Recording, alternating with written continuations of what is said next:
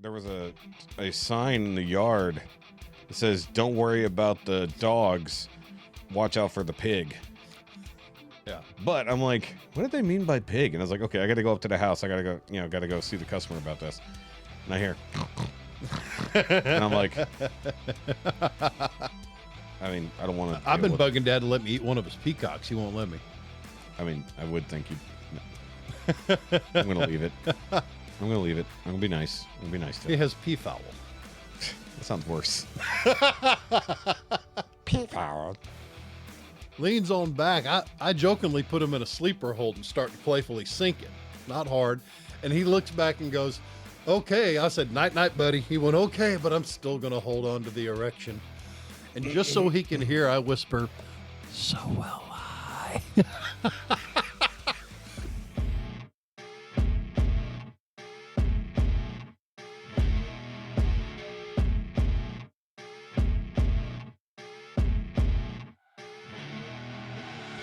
I see her rolling up, Uber black Cadillac, high heel boots, and a sexy body full of tats. Oh, man. So, Thanksgiving happened. It did. How was y'all's Thanksgiving? Extremely uneventful. I didn't, other than pulling apart a pork roast, mixing it up, throwing it on the griddle for a while, I didn't do anything. Okay, Amy, my wife actually stepped up big time. I need to know about the Ukrainians. They brought crepes and a couple other things. They were very nice. Okay, but what food did they technically bring? I don't Do you know what it was? No. What did it look like? I don't know. Did you eat it? Probably not. Crepes are not an Ukrainian thing. Well, here's the thing. I was, it was way too early. I was outside my eating window, so I tried to eat and just jammed up immediately. I wasn't hungry, just couldn't get anything down. So I ate a little bit, gave the rest to the dogs, and then planned my leftovers I'm grabbing. You disappoint me, sir. I did. It was very low key. I was real quiet all day. It was nice. Wasn't mean to anybody. Watched the dogs run around, have a blast with all the kids. We had, God, almost 10 kids there. Damn. And Bandit latched onto this one youngster, about 7, 8 years old, and ran around like a puppy with him all day long. Yeah. It was real neat to watch. That's fun. Lola took to the babies, the youngest of them, and stayed by their side all day long, every time they were outside. Yeah. Damn, how many people were at the house? 20 or so. Damn.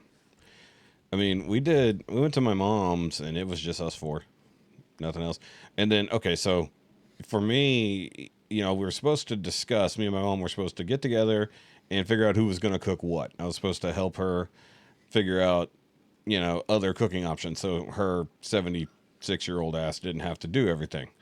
So she didn't call me. And Wednesday, when I got off work, which Wednesday was a fucked up day, I get off work, I go immediately to H-E-B to go jump into the fray.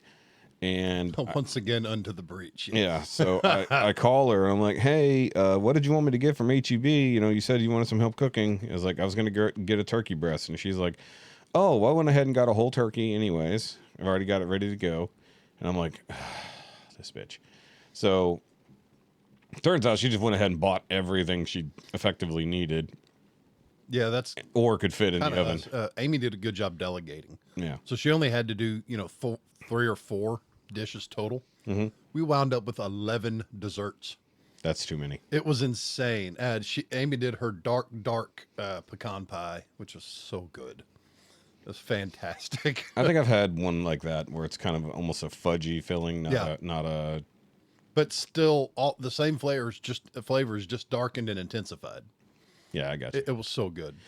So after I got off talking with her, I'm mad that because I was looking forward to cooking a turkey breast for us because I've never gotten to really cook. Like last year, I bought some pulled pork that I made, or no, I'm sorry, pork loins that I just threw in the oven. Didn't have the smoker last year. So I said, okay, well, what can we do then? Because you left me shorthanded here. So she's like, well, we could still use a couple sides. We don't have any deviled eggs made yet. I was like, okay, we can do that. Jessica likes deviled eggs. I'm not a big fan, but we can figure it out. I'm a fan of biological warfare. Yeah. So I picked up an extra 18 eggs, And then she's like, if you can, you could do some kind of salad. We don't have any salad set up. And he's like, I love the cucumber salad. I was like, okay, I can do the cucumber salad. That's 5 ingredients. I can figure that one out. So cucumber, tomato, onions, vinegar, dill, blah, blah, blah. See what I'm saying? Like when you talk, for some reason, the background goes away. Hey, that's kind of a good thing. That's what it's supposed to be doing. Listen to me and pay attention. Don't get distracted by anything else. How do you make it happen on yours? I don't know. The settings are the same, so I'm not sure. Weird. It only does it on yours. I don't know. Everyone shut up and listen. It's really weird. Like, and you're also like louder.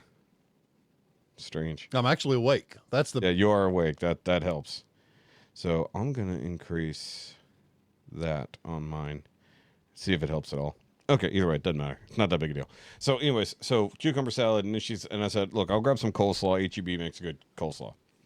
I think it's just basically the same bullshit brand you can get at any gas station, grocery store. Gas station. Where'd you go, Buc-ee's? Dude, I would. If there was a Buc-ee's close enough, I'd be like, fuck yeah, let's get some. Grab those stuffed chickens and go. Yeah. So I grabbed the turkey breast, which I didn't realize already was previously seasoned and everything like that. It was Cajun style turkey breast. I was like, whatever, fuck it, it's here. It's not Cajun enough. Let's go. I said, fuck it. So, and then I grabbed some bacon. I grabbed everything else we needed just to make the shit, and then I grabbed a couple other things along the way. So, came home, quickly made the salad.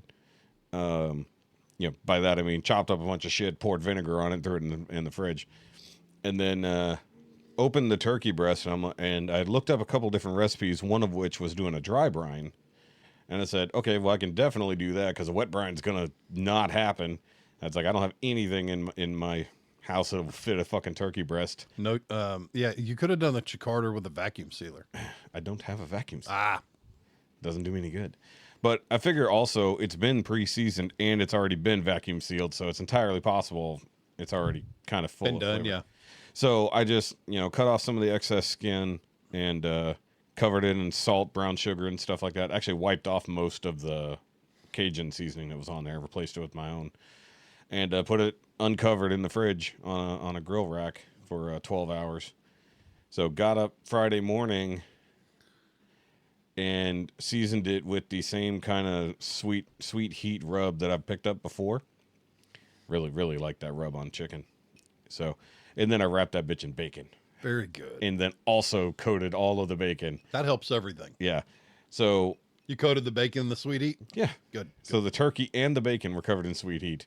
And then I used, what else did I put? I put something on it. I forgot what it was. It doesn't matter. But I threw it in the smoker at 350.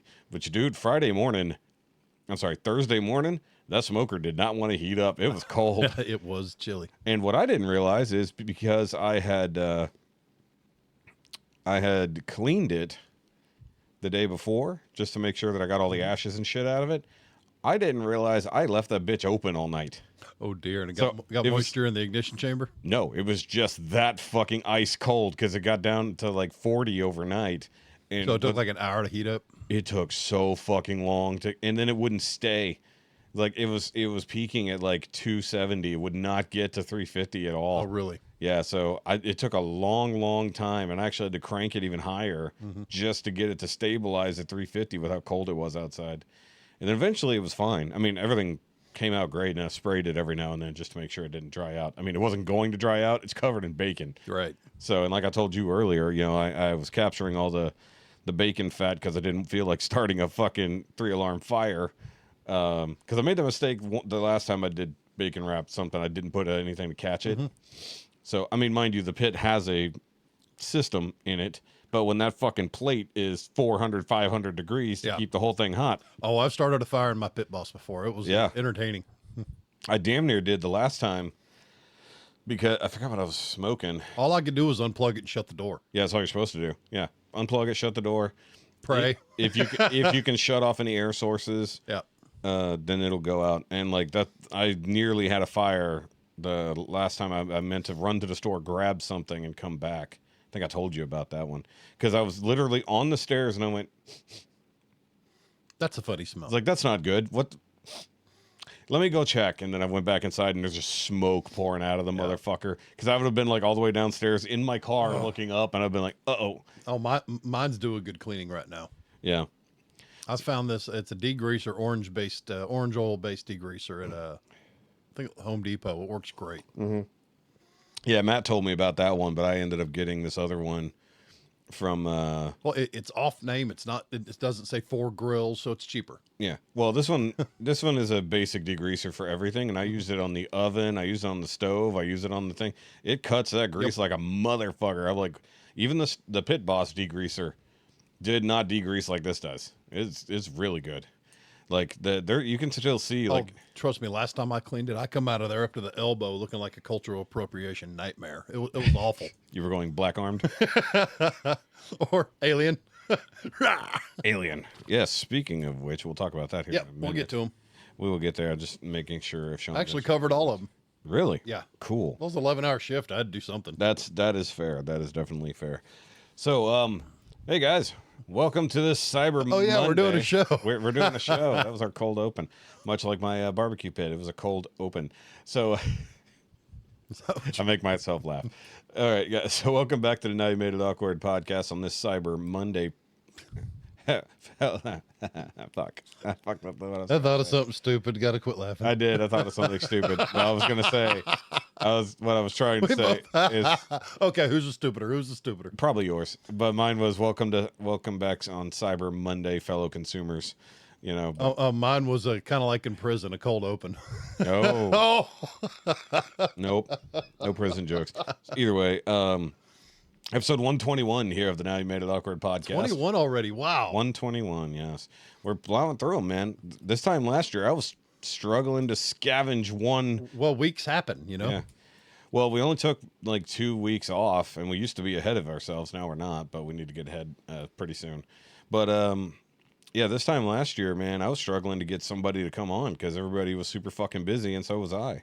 So like basically, that hasn't changed. I just show up. yeah, but I couldn't get any of my co-hosts to come on. I was like scrambling to get Dante when he could join in, and then eventually I did like a year-end wrap up and just called it fucking quits at like the second week of December. When did we jump on? When did we start? When did you start? When did I start? Yes. I As a think we. I believe that was either January or February. Okay. Because that's when I put out the call for people to come in.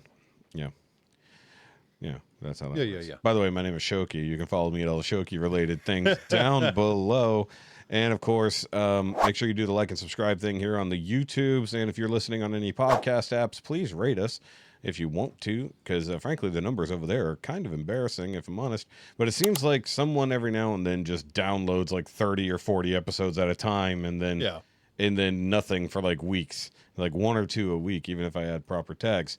On top of that, I do want to make sure I promote the Patreon, where you can get the full video, uncut version of this podcast, where normally it's audio platform, or the first like 30 to 20 minutes, depending. Last week, because it took so long to get to the Shaun question, it was like 40 minutes of video before I cut it. Yeah. So that was fun. And of course, with me as usual. Hey, I'm Hefe.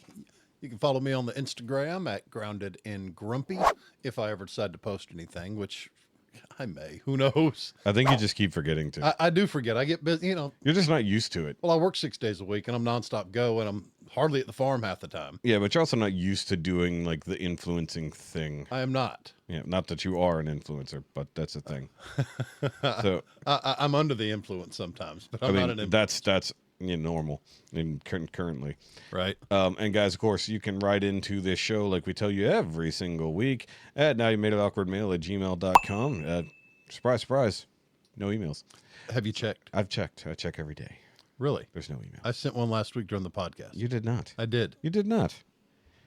Then you didn't send it to that email. Then I sent it to the wrong email. Someone got a really confusing email. Yeah, NowYouMadeItAwkwardMail@gmail.com literally shows you no emails. Well, damn. Yeah. So no, you did not send an email. Well, maybe shit. there's something wrong then, because There might be, because my subject was poop, and the body was poop again.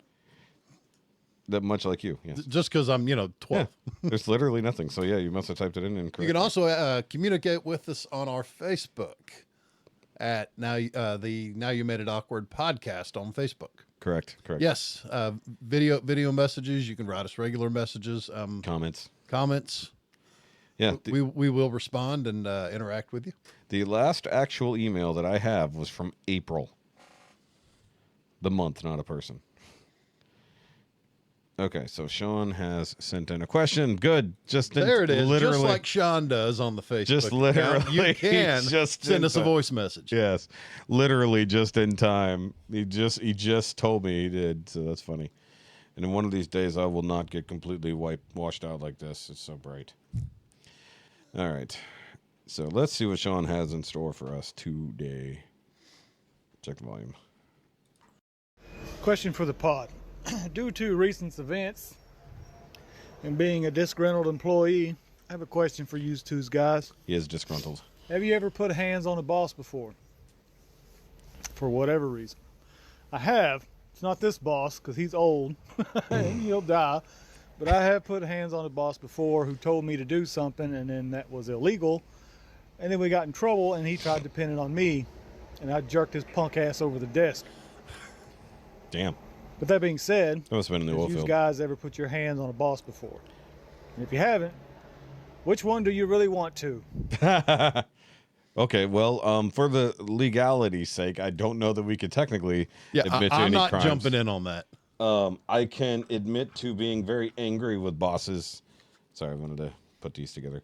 Being very angry with my bosses. I will admit, no, I have never committed acts of violence against my bosses or any other coworkers. The only acts of violence I've ever committed were against myself, and those were by accident. Well, I have worked in multiple high-pressure fields. Yes.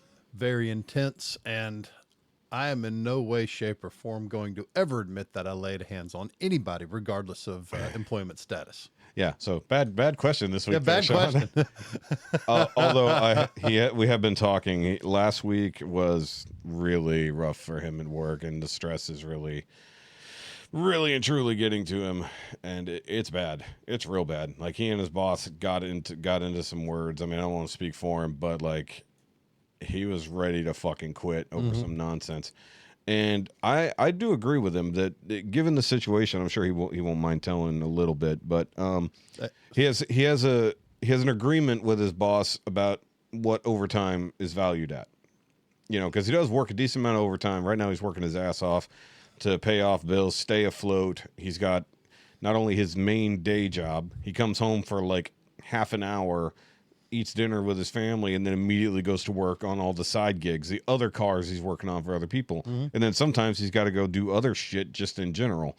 You know, so you talk about nonstop go. Well, Shaun doesn't have days off. That's that small time life. There's everybody kind of doubles up and does a lot of different things. Well, it also comes down to the fact that where he works, he doesn't make enough for what he does. Yeah. That's one reason why he does the overtime. So the agreement was overtime for the holidays and stuff like that was meant to be double time. And then when he got paid, it was only time and a half. And so he's like, hey, what the hell is this, man? You told me you were going to do this. And yes, I would be pissed too if somebody started fucking with my money, especially when it was a promise, which is really what it comes down to. It comes down to the agreement they had. It's like, it's one thing if you just said, hey, man, I can't afford to pay you that much right now. We'll take care of it. But it was the premise of the thing. Well, it was leaving it at a verbal agreement that was the biggest problem. They should have had something in writing. Well, that, and also since the guy who's cutting the paychecks doesn't have a great memory of anything and is also the boss, you know, Shaun does tend to keep track of everything like he should. Keeps track of his hours and everything else like that, you know, to keep account, literally. And, you know, I've never had to be my own boss before, but Shaun is super ready to be his own boss. I mean, I'm my own boss when it comes to this stuff because this is my only technical business I have. You know, not that I make a lot of money at all. Shoot, he could pack up a toolbox, get a small van like mine, and just run it mobile service. Yeah, but that's not what he wants. No, he doesn't he want to be a mechanic. He wants to be a body shop guy. Ah. So he's doing the math on how much it's going to cost. And he told me this morning that, like, the base just to get a building, not even a good one, just the most affordable building. That will meet his power needs and everything else. Not even that. Really? Just the building and the concrete under it without anything else. is a starting point of 40,000. Yeah, that's about right. Because concrete up there, because it's a really remote spot and they make all the concrete locally and it's only one company making it, they can charge whatever the fuck they want. He said it's $250 a foot. Whoa. Something like that. Yeah, something stupid. Well, half the cost is in your concrete. That's exactly what he said. Whatever cost of the building, double it for the concrete. That's exactly what he told me.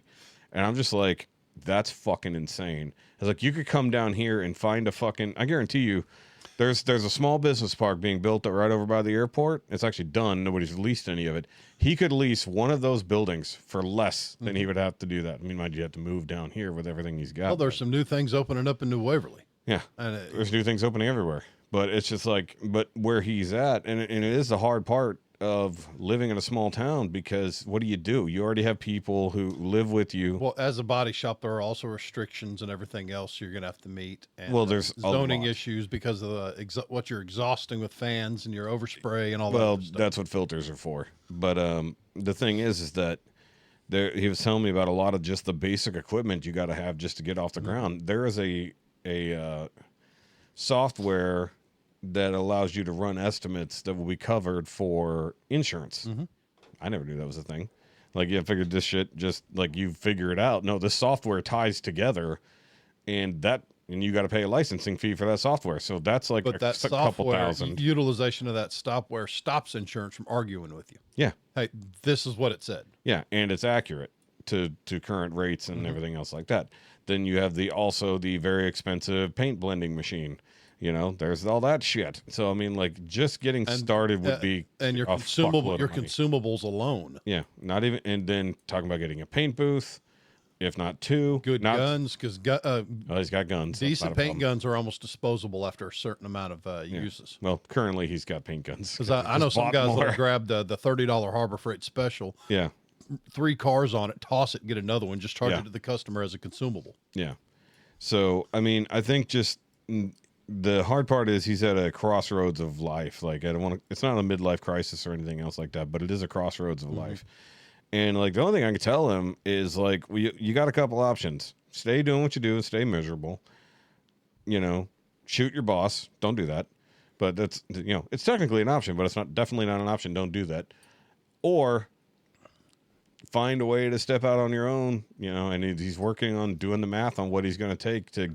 I had to do that. Get out of I it. left the sheriff's department and I wanted to be on my own. I wanted to be independent. And it took a while to figure things out. Yeah. It really did. It took me a while wandering around and kind of just being lost. But did you have another source of income, or did you have any safety net? I was always working. I was always hustling. It never stopped. Yeah, but You know, you had some form of safety net otherwise? No.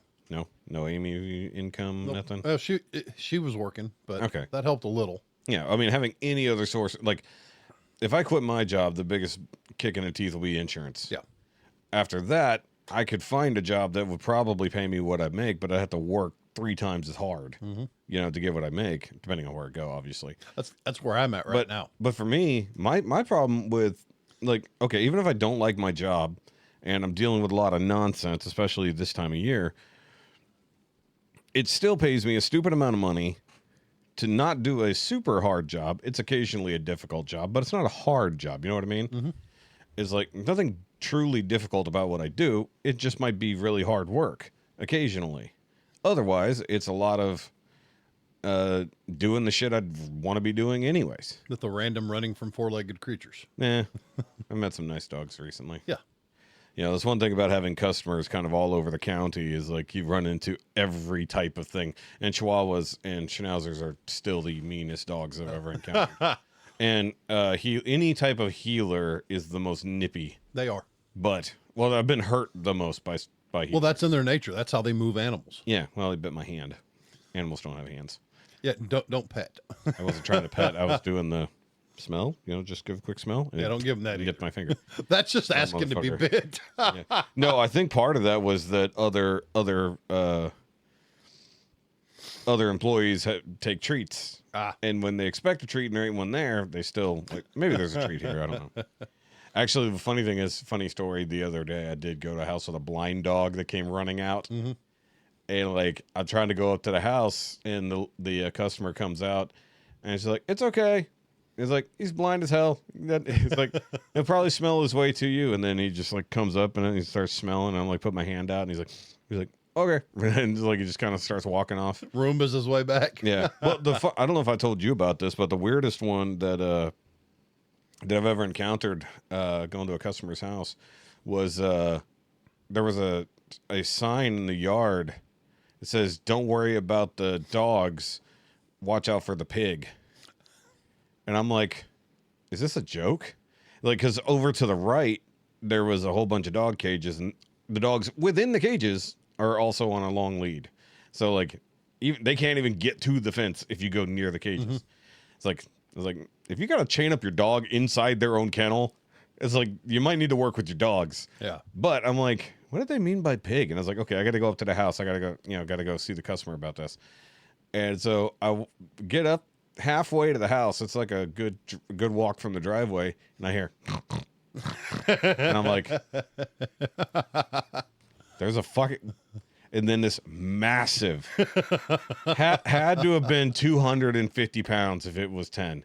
Huge fucking pig starts coming my way. Slowly, mind you. And it's like, and I see it like moving its nose around, and then I get a glimpse at it. It has no eyes. Oh no! This poor motherfucker is blind. Heat-seeking demon pig. It wasn't being mean or anything. It wasn't like alerting. It was just like, hey, I heard the gate close. Who there? Basically, is what it did. Who there? Like, and so like, it's not coming at me. It's coming towards me. So I just path around it, and it keeps going to where I was, and then I see it turn its head like as I kind of walk by. Oh, but it's tracking you. But it kept going towards the gate because it can smell where I was. So it's just like heading that direction. Mm-hmm. And like, it wasn't aggressive or anything, but I could see how you would be concerned if you did not know there was a giant pig in the yard. I mean, mind you, it's totally fenced in. Mm-hmm. Because I can imagine if that bitch wandered out in the traffic. Oof. There's no get well balloon that's going to help you there. Would have wrecked a Mitsubishi. It'd have wrecked anything. It was a big motherfucker. I mean, it would be like, actually, it probably was more than 250. This thing was fucking huge. Like, it was low to the ground, but it was a heavy bitch.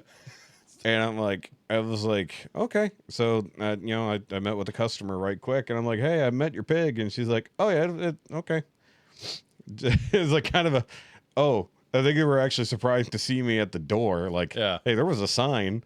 I'm like, well, I've got to come talk to you about this shit. I can't just, wait for the pig to go away. Right. It's like, I think I can get away from the blind pig. Also, blind pig, pretty good beer. We've never had it. I think that's from... yeah. I told you about the Pyrenees in Cold Spring, right? No. Yeah. Rocked up to a customer's house, jumped out of the van, and had a box in one arm, and rang the doorbell, and a Pyrenees, massive monster, rolls up, jumps straight up on his back legs, paws on my arm, and proceeds to enjoy head scratches. He's happy as can be. He's looking at me eye to eye. Well, just happy. Sort of. Owner answers the door. We both turn and look at him at the same time.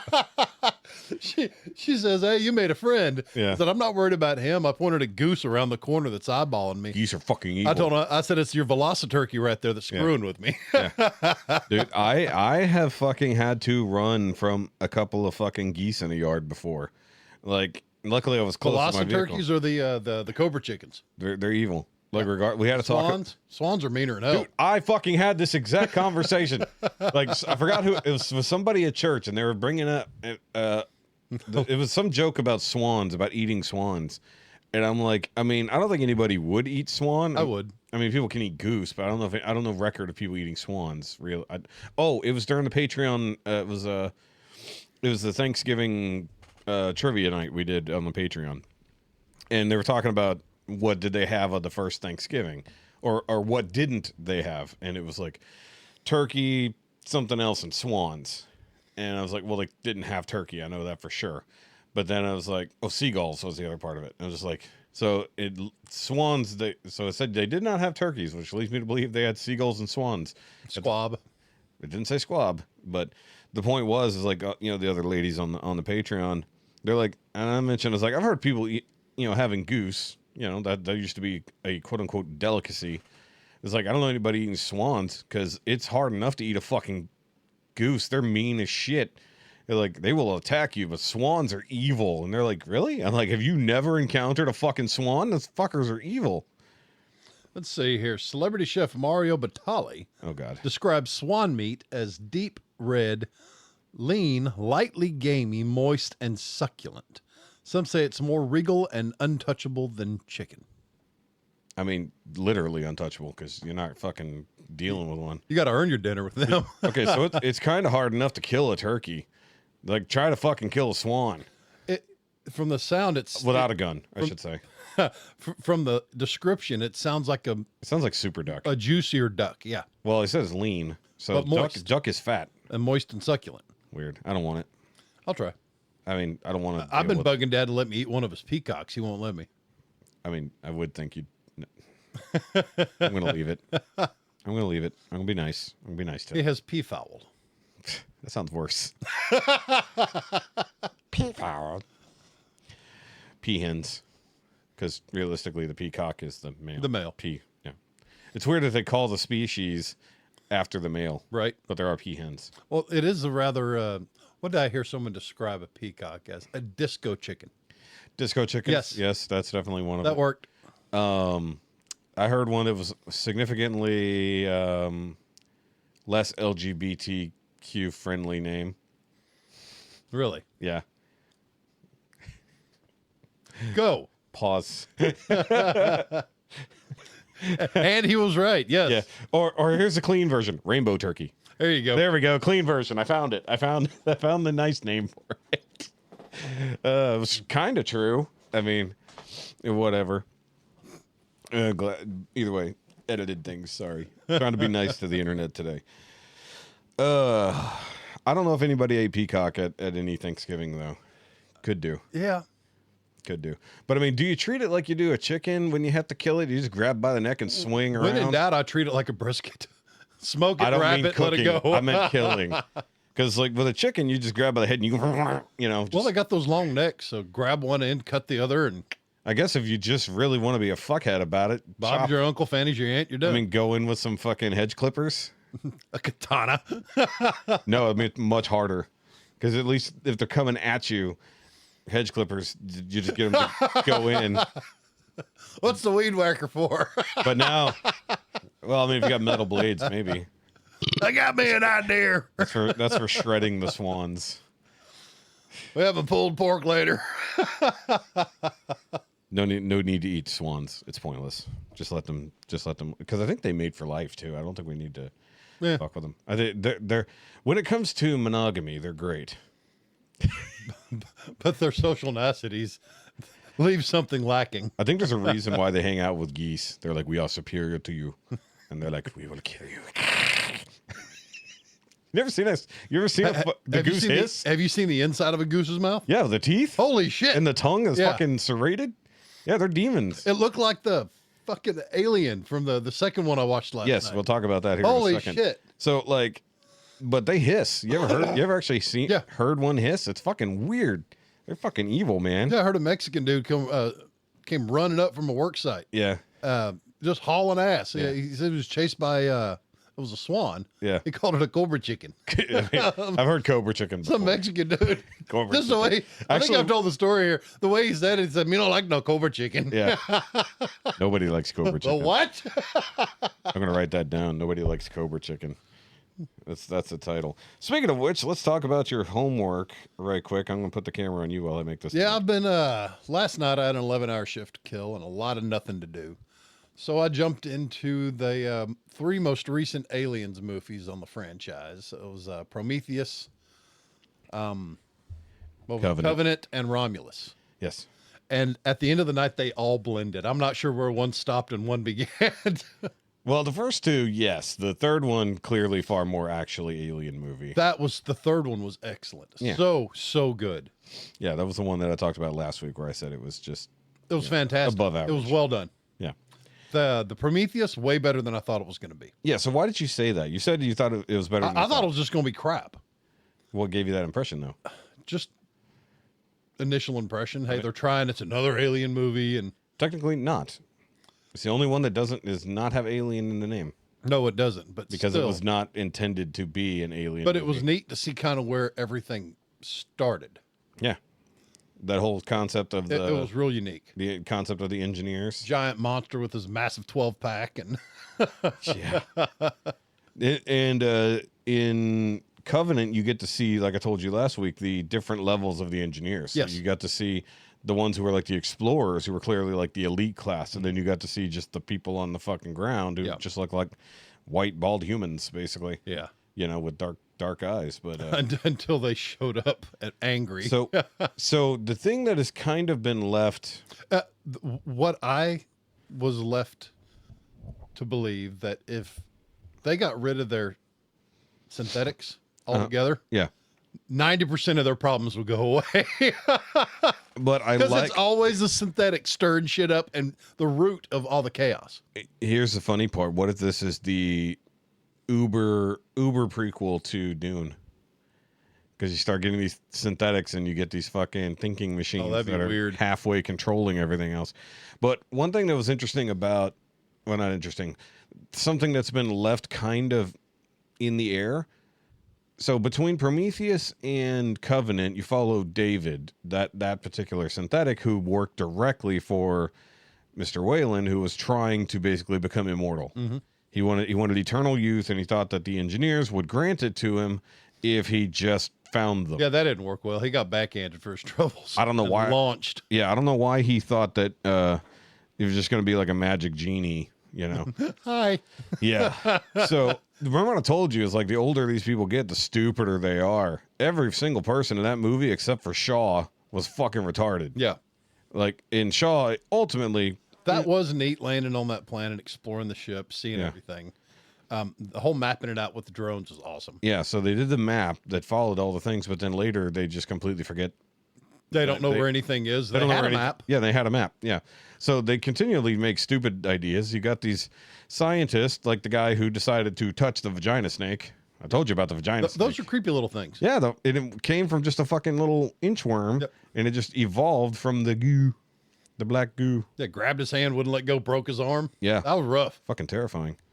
Ouch, kabibble. Yeah. So everything that happened to all of those people is fucking bad. Now, the one dude who, like, got the goo on him and, like, they left him behind thinking he would just die, and then his weird folded up zombie ass body fucking shows Folded back in half up. with his ass on top of his head. Yeah. Yeah, that was nuts. Dude, like, that one was going for more horror, you know, and some gruesome kind of shit. But then also, like, I mean, you think the way he was folded up, he kind of rolled over there. he must have hopped. I think he would have hopped like a frog. Weird looking Zoidberg. Something, yeah. Waddle. It's fucking weird, man. Because the black goo just does whatever it wants. You know, like whenever David fucks with, I forgot the guy's name in the movie, but He basically laces his drink. laces his drink, just sticks his finger in the drink. So he drinks it, and then later he sees something in his fucking eye. Crawling out of his eye. Yeah, and then, I mean, They just roast his ass. yeah. Well, he got one of the better deaths, I would say. Yeah. But then Shaw ends up impregnated by him via the black goo somehow. That was nuts. And then David was like, just blocking everything she was trying to do. Yeah, because he wanted to see what would happen. Yeah. It's like, that's the insanity of it. It's like, David is basically fully responsible For everything. for the xenomorph's existence Because he went insane. or something. Well, first, Wayland was insane. Yeah. And he kind of let David go on his own. Yeah, I think he modeled, I think after Wayland died, and I think the conversation, so here's the thing. They don't show you a translation for what David and the engineer said to each other. No, they don't. There is an extended cut that scene goes on for like 5 more minutes. And do they show a translation? There is a translation in the screenplay. So I've seen videos of this. Okay, and what do they say? And so they have a conversation about how David tells him that this is my creator. You know, he wanted to meet his creator because he wants help. He wants to learn the secrets of eternal life and all this other stuff. You know, and then they talk, and then it basically starts telling David about all this other stuff. It's like, that's not what we fucking created you people for. Why do you think we would even help you? You're nothing but. You were a mistake. Basically, this whole concept of humanity was a mistake and all this other stuff. So That's why they were going to write it and send the ship over and just destroy it. he was going to go destroy Earth. Yeah, that's what he was going to do. Yeah. By himself, because apparently the ships can be piloted by a single person. Well, Shaw proved that. Yeah. But did you realize that, like, this is how we got the setup for Alien, the space jockey and all that? So here's the weird part. The way they did Prometheus was supposed to be, hey, look, this is that. And then the way they ended Prometheus, there's no way that is that. So... But, man, in what was it, Covenant, when they show... I think by that point, Shaw's already dead. She's long dead. So David rolls up in the ship and just bombs the entire square. He literally unleashes it like a biological warfare, and it just kills everything. But this is what I told you in Covenant. But these people are stupid. But how cool was it when he was dropping all those canisters? Yeah. And you saw the thousands of them dropping, and they were all moving in formation. Yeah. That was a cool visual. But then it formed this weird black cloud, and it didn't actually. It was just like fall locusts to the ground, just devouring everything in front of him. Yeah, it was really strange because the black goo just breaks you down on a genetic level, like to nothingness, and then reorganizes your cells how it feels like doing it. Because strangely sentient. I think it's technically programmable. Now, what was it? Covenant. I believe they showed the xenomorph. No, was it Covenant or Romulus that showed the final version of the xenomorph? Covenant showed the final xenomorph. And it moved and it ran, and it was some of the best movement I've ever seen out of a xenomorph. So it was gorgeous. In the timeline, as far as we know, it looked like a young queen or something like that. Well, okay, so in Covenant, because I has questions. Yes, yeah, I'll answer questions. That's fine. So in Covenant, David has had years, if not a few decades, to play around with his idea for the xenomorphs. And so, like, he got an idea from what happened to everybody as he's watching them. Then he starts genetically modifying people. What happened to Shaw? So she was alive at the end because they went off together to go find the engineers. And then he used her as part of his. He used her body to basically start an incubator. As an incubator, kind of, and he worshipped her as the first queen, and basically.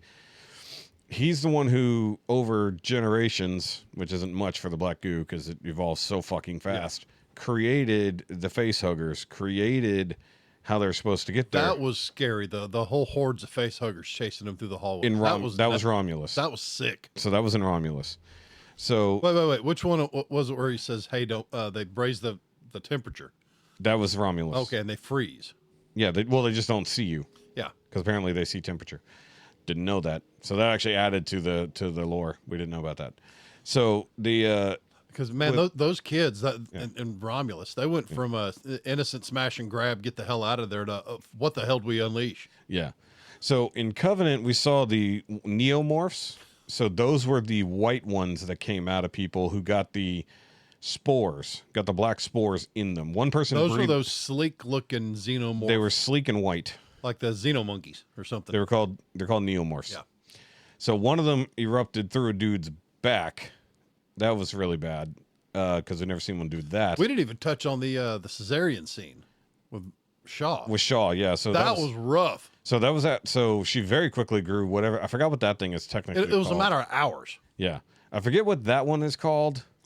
There's an actual name for it, but that's where it comes down to the final fourth act. It looks like a xeno weasel or something. Well, it's like a giant squid, eventually giant squid. It was a small squid at first. And then it was kind of the first initial face hugger. And I think David got info on that, which is where he got the idea. Was that the one where... That's the one where it got the engineer. Yeah, that was a great scene. Yeah, so the engineer tries to fight it and doesn't have the strength, and then it basically does giant face hugger to it, or him. That was a colossal... That was a huge face hugger. And then, if you saw the end screen for that, you saw that it gave birth to what looks like a xenomorph. However, it's actually given a very specific name. But it was pale. It's blue, actually. It's very blue. That's actually called a deacon. Okay. It's really weird, and it has different teeth and everything else like that. But we have no idea whatever happened to that. It probably just died eventually because nobody ever went back there. No food, nothing to eat there. Well, xenomorphs don't even need food to survive. They just live. They're weird like that. That's why they're called perfect entity. So David engineers the xenomorphs, but he has nothing to practice on because he killed the entire population of that planet. Shut up, notifications. So he draws in humans with the John Denver trap, basically. That's where he gets the Covenant ship to stop. You know, that was on its way. The colonization. Yeah, colonization vessel. And then I think this is where things get sketchy as to what happens between Covenant and Alien, because you have to somehow get to a engineer world, find one of their Leviathan ships, I think is what they're called, I could be wrong, and Talking to the big crescent ship. the big crescent Okay. croissant, it's actually a croissant shape, and then where the proper xenomorphs are made and somehow came out of an engineer. Unless it wasn't an engineer, it might have been a human inside the engineer machine, for all we know. So there's no connection to make those dots happen from Covenant to Alien. And like I said, Romulus is a sequel to Alien. So it's in between Alien and Aliens. All right. So at that point, Weyland-Yutani had, now that you've seen it, they had enough information and had discovered other colonies where they got eggs, they got facehuggers, they got others, they got Big Chap from Alien to study, and they discovered they could extract the black goo from facehuggers, which makes sense that they didn't technically deposit an egg. They may have just deposited the black goo. Well, the virus. Yeah. Or the catalyst, whatever. Or whatever David evolved it to Dude, do. That friggin' Hollow Man monster final form was insane. The half human That thing. was the hybrid holy thing. crap. That is called. Because they tried to do something similar in Resurrection, Yeah. So but it was much bigger, Yeah. So that's wider at least. So that's where I said that Romulus references almost every other movie, because you get a facehugger scene from Alien. You get what the hell's happening, and then the alien comes out. We did finally, for the first time ever, see the intermediary stage. We got a Ripley homage. You did get that. Oh, how about this? A theory I saw in a commentary. The main star, Rain, if you follow her through the 3 stages or 3 acts of the movie, her hair Gets shorter and shorter. Well, no, it basically replicates Ripley's hair through the 3 movies, I except noticed- for her hair being cut off. But she didn't say the Ripley line. Andy did. Andy said it, yeah, which was even dumber. Didn't even need to be in there. Made me laugh. Didn't need to be in Made me laugh personally. there. I cringed a bit because I thought it was dumb. But I went all Peter Griffin. This is the thing. yeah, see, I didn't think it was necessary. But we for the first time ever, we get to see the kind of chrysalis that the xenomorph goes into after it's born. We've never seen that We've before. seen the remnants of previous incubators that were just slapped against the wall. Kind of. Yeah. But we've seen where they have humans attached to the wall to have the chest bursters. Yeah. But we've never seen where they change from the chest burster and evolve to the full grown xenomorph, which apparently is a giant vagina on the wall. I was like, of course. Of course. It just, everything has to come out of a And it got probed hard. Well, it also did its own probing, Yeah. because apparently shocking that bitch. And here's the funny part. It was a shocking revelation. Yeah. So that dude got a fucking stinger through his eye for his trouble. Like Yeah. a dumbass. But here's my thought. That's one of the things that impressed me. One of the median forms, when it came and started attacking everybody and using that tail as a weapon, Yeah. out in the field, that was sick. I enjoyed the hell out of that.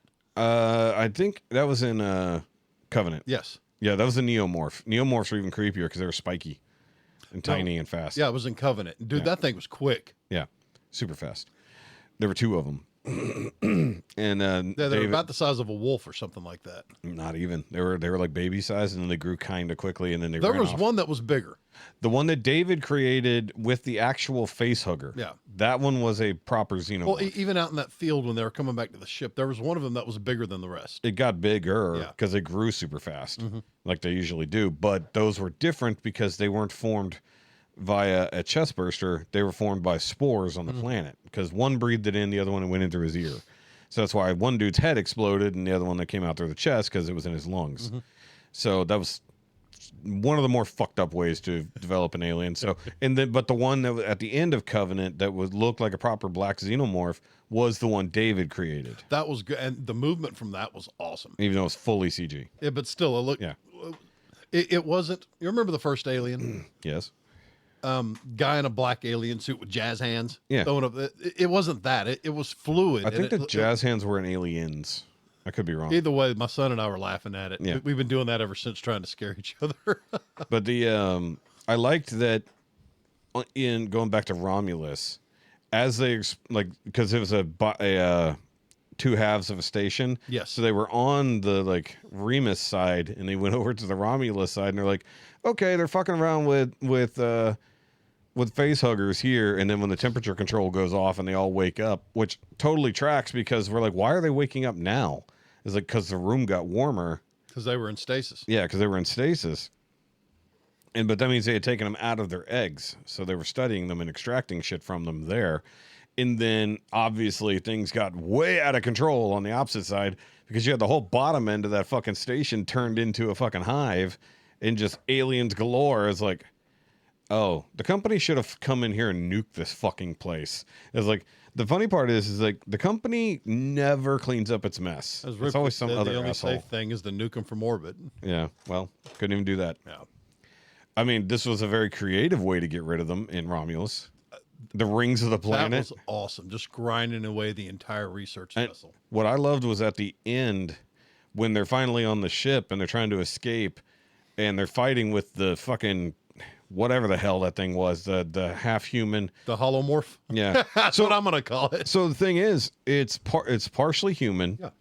It's partially But xenomorph it's tall and skinny. And because it was also partially it had an engineer-looking face. It did. That was on purpose. And that's why, like, if you look at its arms, it looks different. Yeah, but that whippy tail behind it, holy crap. Hold on. The creepiest part was when it went back to its mom. And at that point, she had started leaking goo out of her breast. Yes. And then it went all vampire and basically sucked all the goo out of her body to evolve further. That's why it started growing the tail then. Yeah. God knows what it would have turned into after that. But basically, that was like the most superior alien that has ever come out at that point. So God knows what it would have turned into. Yeah, it's visually, though, when they got back... And you know that was a dude in a suit. When they got back onto the shuttle, and you see the whole research vessel just imploding and crashing into the rings behind them. That's what I was going to get to. That image is going to stay with me every time I think of those movies. Yeah, so whenever you got the door at the bottom of the ship open and it's looking back and on the rings. the cargo bay. Yeah, so the cargo bay's falling down with the alien in it, and you still see the station still being destroyed in the background. I was like, that's fucking sick. That's got to be a poster somewhere. I wouldn't mind having that in the shop. So that was one of the more sick things of that movie. However, I'm getting very tired of the alien movie formula of a 4-act structure. Well, Romulus reminded me a lot of Aliens. Well, it was supposed to. Well, they kind of followed the same structure through the entire thing. So it was very reminiscent of Aliens. Well, that's why it was meant to be all of the above. Yeah. So it starts out with them thinking they're dealing with one alien, period. And then it turns out, oh, fuck, we've got dozens of these motherfuckers in here.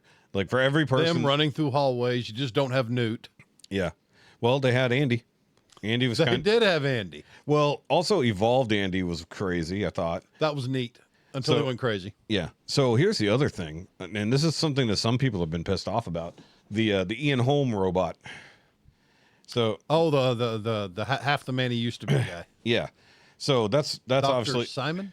It wasn't a doctor. Simmons? He was It was Simmons, wasn't it? No, it was not. I'm trying to remember what it. But anyway, evil asshole. Yeah. Well, because he Once again a synthetic fucking everything up for the entire movie. But he's a Weyland-Yutani synthetic, and he's the same model as Ash was from Alien. Ooh. That's why it looked like Ian Holm. There you go. And a lot of people are pissed that they did that, and it's like, why? They're trying to tie everything together. It's to tie everything together. But mind you, by this point, Ian Holm had already died. Now what's next? Probably Romulus too. I don't know where they're going to go with it. Because another research vessel. Well, the thing is, like another colony. Well, Rain escapes with Andy. They have knowledge of the thing, but they're trying to get away from everything. What we never touched on in the Covenant. Romulus Okay. was how shitty they had it there on that mining colony. So that's what I was telling you about why Weyland-Yutani wants the ability to control humans' evolution. They want They want a placid workforce. Well, they don't want placid. They want ones that don't get tired and don't need to eat. By placid, I mean they want a workforce that's not going to complain all the time. Well, I don't even know if they need that. They just want people to never have to worry about food, never have to stop working, and if they can get them to not think, that'd be great. But because xenomorphs also operate on a hive mind, if they can link everybody with a hive mind that they control, They can put a queen to work. they just put a queen to work to tell everybody to just keep mining. Because the thing is, that planet was supposed to have been terraformed. It's just taking a really long time. And there's no way that's not on purpose. Yeah. So, But she rolled up, says, I've completed all my hours. Yeah. You're supposed to set me free. yeah. And she pushes buttons and it changes. And Yep. so these people are never, ever going to get free. Literally. No, they're not meant to. That's how shitty this universe is supposed to be. They give them hope, and that's one of the cruelest things they could do. Yeah, because if I recall correctly, the Nostromo was actually a mining ship from Alien. I could be wrong. And then whatever planet they landed on in Aliens, I think was also a mining facility, because that planet sucked ass on the outside. You know, inside the facility was good. I like the idea that they get away from Earth, but at some point, if they, Yeah, don't bring that shit home. well, here's the thing: in the comics, the aliens at some point completely take over Earth. Of course. It becomes one giant hive for like 100+ years. And it's aliens that are on, it's humans that are on other planets that actually kind of retake Earth. Yeah, they have to come in, and it's complicated because at that point you start getting into the Emperor, the Empress, and stuff like that. Because when a hive gets big enough, you get way past queens. You start getting emperors and empresses. I'd ask you to recommend a good comic series, but last time you did that, somebody died. Yeah, that's true. Yeah. So never mind. Yeah. I mean, just go try to find all the Alien comics. Not the new ones. The new ones are unrelated. Go find the old ones from the 80s and 90s. Because it's a long fucking thing, but you can get on Comixology and read for like next to nothing on Amazon. So, or just get on Comic Storian or whoever on YouTube and go watch the stories as someone reads them to you. That might be better for the work. That's Yeah. a great idea. Yeah, so go find Alien series on either I don't know if one of those comic guys died. I forget which one. Might have been Comic Storian, and I feel bad for not knowing that off the top of my head. But there's a lot of those guys. Comic Storian did pass. Okay, yes, that's what I thought. But it doesn't mean you can't go watch a shit because I think he covered that. Or also there's Variant Comics occasionally does cover what happens in issues of stuff, but then there's also what is his name? Let's see here. It's Rob. This is Xenomorphs Kill Everyone, Aliens versus Avengers. Oh, that's modern. That was similar. I read one similar. It was That's new. It was Deadpool kills the Marvel Universe. Yeah, Deadpool's killed the Marvel Universe twice. No, and Wolverine's killed the universe too. Well, no, the after we're done, you're going to find me where to start. I'll just do some Googles. Go on the YouTubes and just go Aliens. But you know the comics. stuff. I won't start in the wrong place if you helps. Oh, now you want my help? I do.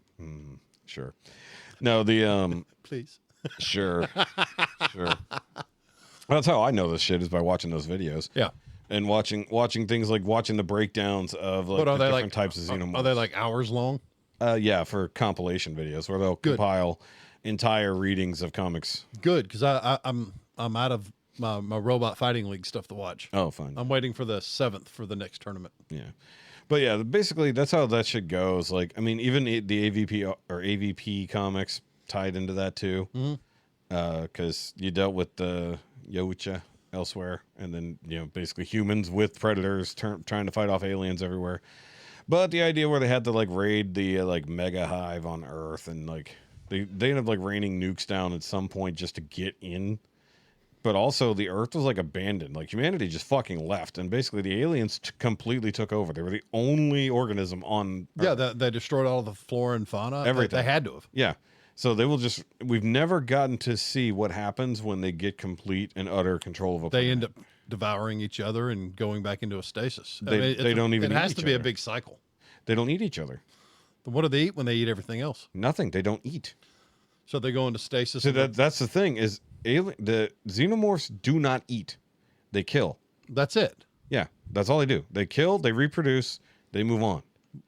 They don't have to eat anything. What about the holomorph, the vampire shit?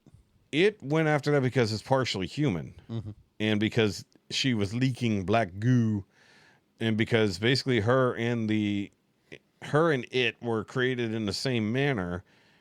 It probably knew that it needed to eat her to evolve, and so if worst case scenario, what it did was drink her quote unquote blood. To get, because she'd already converted herself with black goo. So it knew, I need to keep evolving. I'm going to do this. But generally speaking, they don't eat anything. They just reproduce. What they never ever touched on in that was that serum they kept running around with. Yeah, the black goo. And, Adam wanted her, Adam wanted her to inject it. Yeah. Adam. Wait, which one? One of the synthetics offered it to her as an injection. Oh, that was Andy gave it to her on the because at that point he was still reprogrammed by the other. But she didn't accept it. She didn't want it at first. Yeah. Did she take it later? You didn't see that when she injected herself? No. Yeah, that's how she gave birth. Okay. Yeah, that's what happened. She had been shot at that point, or stung. I forget what happened. I think she was stabbed. I forgot how she got stabbed with something and was through the shoulder and was gonna die at some point. Wasn't she also pregnant? Yeah, that's why it evolved into what it turned into. Why it ejected itself out of her in that fucking coconut. Holy fuck, dude! When that thing opened up, Did the acid-filled coconut? yeah, the acid-filled, baby-filled coconut is like, oh yeah. I was like, that felt great to be pushed. It looked a lot like a shark's egg. Kind of, in a way, yeah. But that's the first time we've seen anything like that. Like, because generally speaking, they just push their way out of the body. They don't come out in another form of egg or another. Yeah, because she grabbed it and it started leaking and burning her. Yeah. Oh, dude, that one dude who got fucking covered in the poison from that first the acid? xenomorph? Yeah, That was sick. acid, and he just melted. It was like, oh, that dude's dead. I've only ever seen like one or two people ever get hit with the acid specifically. It was on his face. Yeah. And then, I mean, the only other time we got to see that really good was an AVPR when that jock got melted under it. But this dude fucking died. And then the acid went all the way through the hull. Eventually, that's the insane part. It never slows down. So how the hell they kept the station from getting punctured from Big Chap getting basically shot to death? And I don't know if you noticed this. Which one was Big Chap? So Big Chap is the alien, the very first alien from Alien. Okay. Yeah. I don't know where he got the name Big Chap, but that's his name otherwise. Maybe that was a production thing. And he's unique because if you go back and look at the image, like you saw him like strand up in the fucking in Romulus. They were talking about the history of what happened, and you see it like kind of almost in like a Christ pose where they finally killed the fucking thing. Big Chap was unique in the fact that he had a see-through dome on his head, and at the very front, if you look through it, it's a human skull. So inside that xenomorph fucking head was a humanoid looking skull. I remember that. Yeah, so he's the only one that looked like that because that's just what they did design-wise. It was a Geiger thing. And so even like the toys and stuff, if you find any of the Big Chap toys, he's the only one who has that feature. When you finally get to Romulus, where he is technically dead, when they zoom in on his head and his head's all shot up, you see the skull sitting inside the xenomorph head. That was a good pull. Yeah. Yep. Well, I pay attention to such things. So, any other questions about the alien universe? No, we're good for now. Okay. So last week you went to, actually not last week, week before, you went to the Texas Renaissance We Festival, did, and you didn't get a chance to talk about it. We didn't. Somebody was talking a lot. Yeah, well, Either that or I was sleepy. both. Both. Yeah, it was a long weekend. Got off work at 6 a.m., hauled ass up to the farm, loaded the van, grabbed the wife, and we hit Renfest. Started making camp, and we were done and in the Renfest by probably 11:30 a.m. Nice. So no sleep. Keep that in mind. Sleep's not necessary. So we walk around, goof off, and mainly just enjoying being out, seeing everything, watching everybody. 1 o'clock, we hit the Viking Inn for the Barbarian Bombshell show. Yeah. A friend of mine is a performer there. Yeah. And put on a great show. It was funny. It was good music, good jokes, a lot of inappropriate humor. Yep. And just did a fantastic job. We've never gone to there, like the Barbarian Inn. It was fun. We've never gone there. So we stood in line for a while, got a beer, and that was my first beer of the day. I sipped on that for about an hour and a half. Had no plans on getting any kind of drunk. I think the whole time we were there, I think I had 6 or 7 drinks total. Yeah, that's more than I had. Through all the day. Yeah, But I had 3. yeah. But hell, half of them were back at camp. Well, that's fair. But yeah, we had a really good time. Yeah. We were in bed by 10:30. Couldn't get to sleep till 1:30 because everybody was up partying their asses. Yeah, that's the hard part about being at the campground is unless you're at the quiet But part. by that time, I'd been up for 38 something hours Ugh. and was ready for sleeping. Yeah, I'm surprised you didn't just conk the fuck out at some point. Well, I found Irish coffees. Enjoyed those. Okay. Kept going because I was wanting just a coffee. Lady said, "What do you want?" I said, "A coffee with what in it? More coffee." Coffee. And Black. I would like black. And waiting in line, a lady to my left goes, "If anybody wants an Irish coffee, I'm making them here right now. Sold, done. Gimme, out." Yeah, that just put me to sleep. But so did you see any other shows while you were there? No, Really? we really didn't. I was in zombie mode half the day. Just Yeah. Going, that's pretty. Look at that dude. He's in a dress. Yeah. Yeah, there's a lot of that. We Dude, a lot of people were there. We did have one of the funniest exchanges. My friend Ray, he's part of the Trash Clan up there, and they have about 4 acres worth of camping roped off just for their clan. Okay. And so we pull in, set up, camp inside their camp. We're goofing off, hanging out in his RV. There's no seating in there. Someone else walks in. Ray gets up to offer a seat to a lady. Oh, I know this story now. And for Okay. some reason, he decides to sit on my lap. Leans on back. I jokingly put him in a sleeper hold and start to playfully sink it. Not hard. And he looks back and goes, "Okay." I said, "Night, night, buddy." He went, "Okay, but I'm still going to hold on to the erection." We start laughing. I push him away. I grab him again, pull him back. And just so he can hear, I whisper, "So will I." The dude flies into the air, freaks the hell out. Everybody else is going, "What the hell just happened?" Nothing. It's okay. Jeff just got a little rapey. So he had to retell the story. He said, "I tried to make it weird. He just out-weirded me." Yep. Nope. Not playing. I'm not going to play gay chicken with you. Sorry. I'm not going to play peacock with you. We blame ourselves. Our friend, mutual friend Ben, he's the world's worst about getting weird and just going way too far with it. Yeah. So we're both, tempered in that fire of strangeness. Yeah. So that was nothing. He said that was 100% a Ben move. I went, yeah. Yeah. I'm glad I don't have friends to that level anymore. That was funny. We used to have that in the old days. We got a good belly laugh. Yeah. Oh, that reminds me. I never heard back from Seth. I hope I answered his question. Uh-oh.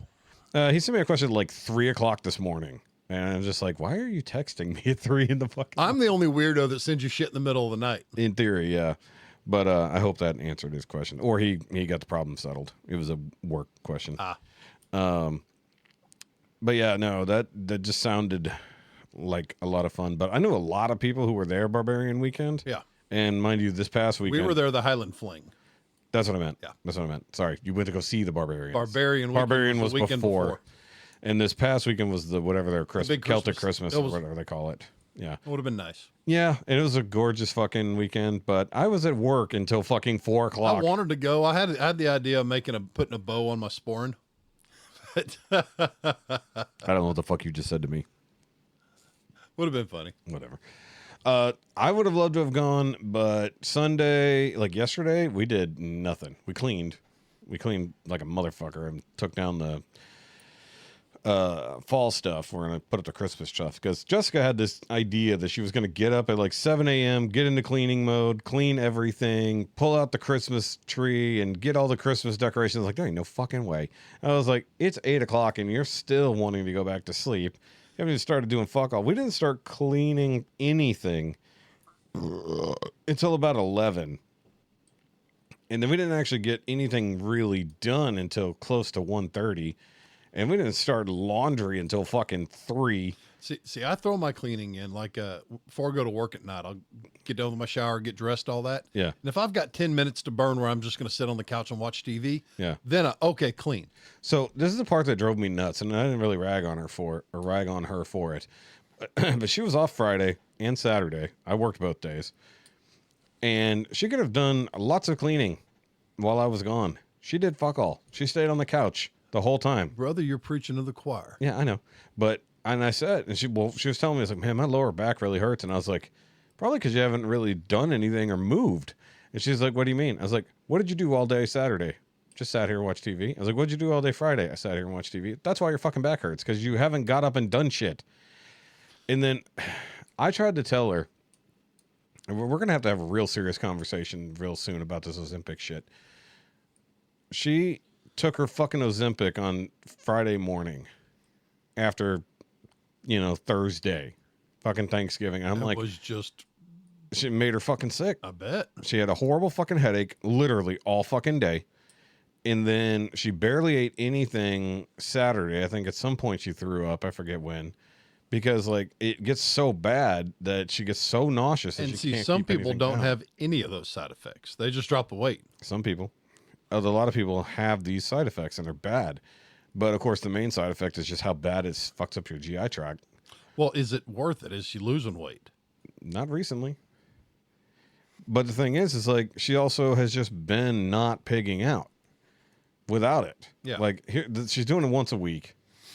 And she normally only gets the headache when she does a bigger dose than she's supposed to. So I have a feeling that she skipped last week and did a double dose, which is probably why she That's felt not like good. shit. Yeah. No, she's fucking self-medicating on it. And I keep seeing these fucking horror stories that are now coming out about especially Hollywood celebrity types who've been doing Ozempic and they look like fucking zombies. Well, I was looking into it and it's cost prohibitive for me. Yeah. I mean, we get it on the insurance. It costs nothing, but still, everything that goes along with it, I'm just going to wait another couple years and do what I've been doing.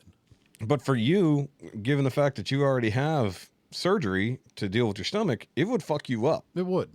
Because the whole point of what it basically just does has 2 side effects. Gastroparesis, basically, and trying to stop the dopamine reaction to eating. Which is That's really the big one. That's actually what it's supposed to do. Tacos, you'll never leave me. However, I was watching a podcast Saturday. It was on Joe Rogan. And they said one of the new things they're studying Ozempic for is getting people to quit drinking. Because it does stop that dopamine hit. And then it stops you craving the thing that gave you the hit. But how much dopamine is it? Are you going to be able to get dopamine from anywhere? That is the That's key. the thing, because that's going to lead to depression like Yes. a motherfucker. And that's what a lot of And people a backlash. Yes. So that's what a lot of that deals with. But considering some of the side effects of Ozempic tend to be permanent depending on how long you're on it. Yeah. And I guess the way you're using it. But the thing is, they are looking at it. I mean, if there's a way they can harness that end of it, just that end of it, that would stop virtually everything else. Because if you just lose the want to eat because you're bored, then that would be the way to go. But it can't stop the idea. But don't stop your stomach from functioning so that you get backed up. Or like right now, I just eat because I'm on a schedule. It's 6 p.m. Yeah. This is my fasting window. This is when I eat. Yeah. It's 1:30 in the morning. This is when I take my protein shake or have another snack. Yeah. It's that routine. Well, you have a routine, so that's one thing. But some nights I can go without, but I don't. Yeah. But you also still got to have something in your body. See, that's the thing is I think I've got reserves for days, Pally. Yes, but the problem is when you're on something like Ozempic, it doesn't necessarily burn fat for energy. That's right. It doesn't access your fat stores. It just stops everything. It stops your stomach from doing shit. It stops your stomach from passing food on so that you feel full. Mm-hmm. That's called gastroparesis, which is bad for you, which is what I get due to my spinal damage. Which leads up to blockages. Blockages, which I have been dealing with recently prior to Thanksgiving. So I was having to self-medicate with laxatives not full-on laxatives, a lot of stool softener too. because I was getting backed up and like I was starting to get nauseous. And like, if I'm getting nauseous, that's bad. Magnesium's a good go-to as well. Yes, but it only works for me so far when I'm totally backed up. Yeah. But when I literally get it all the way to the end and I can't get it out. The Mag 07? No idea. It's basically colon blow. Yeah. Well, I don't need anything to just blast it out. Worst case scenario, I just need everything to stay soft enough to pass easily, and then it's not a problem. Well, that's the whole thing. I was watching reading something weird. You went down an oddball rabbit hole. Yeah. And it says, how does your backside stretch to accommodate the larger passages? Turds. Well, that's because you hold on to it too long. The Yeah. bowel is designed to extract water at the end. Yeah. And you hold on to it long enough, it gets harder and harder. And it turns into a giant brick, and then you have to do it the hard way. Or you take out an enema. 30 minutes of slow breathing. That was me the other day, and it was not going anywhere. And I was about to get ready to do an enema if I had to. You end up looking like that episode of South Park. Yeah. Yeah. So ultimately what I ended up doing is I took like 3 stool softeners before going to work. And then by the time I got off work, it had done its job. And I felt insanely better. Oh, yeah. I was like, oh, thank God. Like, because that was going into Thanksgiving. That was like Wednesday. I'm like, okay, if I don't get this out of me now, I'm not eating fuck all tomorrow. Because I can't afford to go to the fucking hospital. Because what happened to me with the last blockage is all I did was eat a whole bunch of dry stuff. And I was already kind of backed up. And then it hit up the awkward part of my intestines where things are fucked up from my surgery. And then because I ate on top of that, my stomach sat on top of that blockage and just went. Mm-hmm. And as soon as they vacuumed up my stomach, it went because there was nothing in front of it. Oh, shit. Literally, yeah. So, and then once they cleared out my stomach and it was out of the way, it passed on immediately because at that point it was cramping so hard to push it. It was almost like it created a vacuum on one side and a whole bunch of pressure on the other. And then once the gate was open, it was like, swap.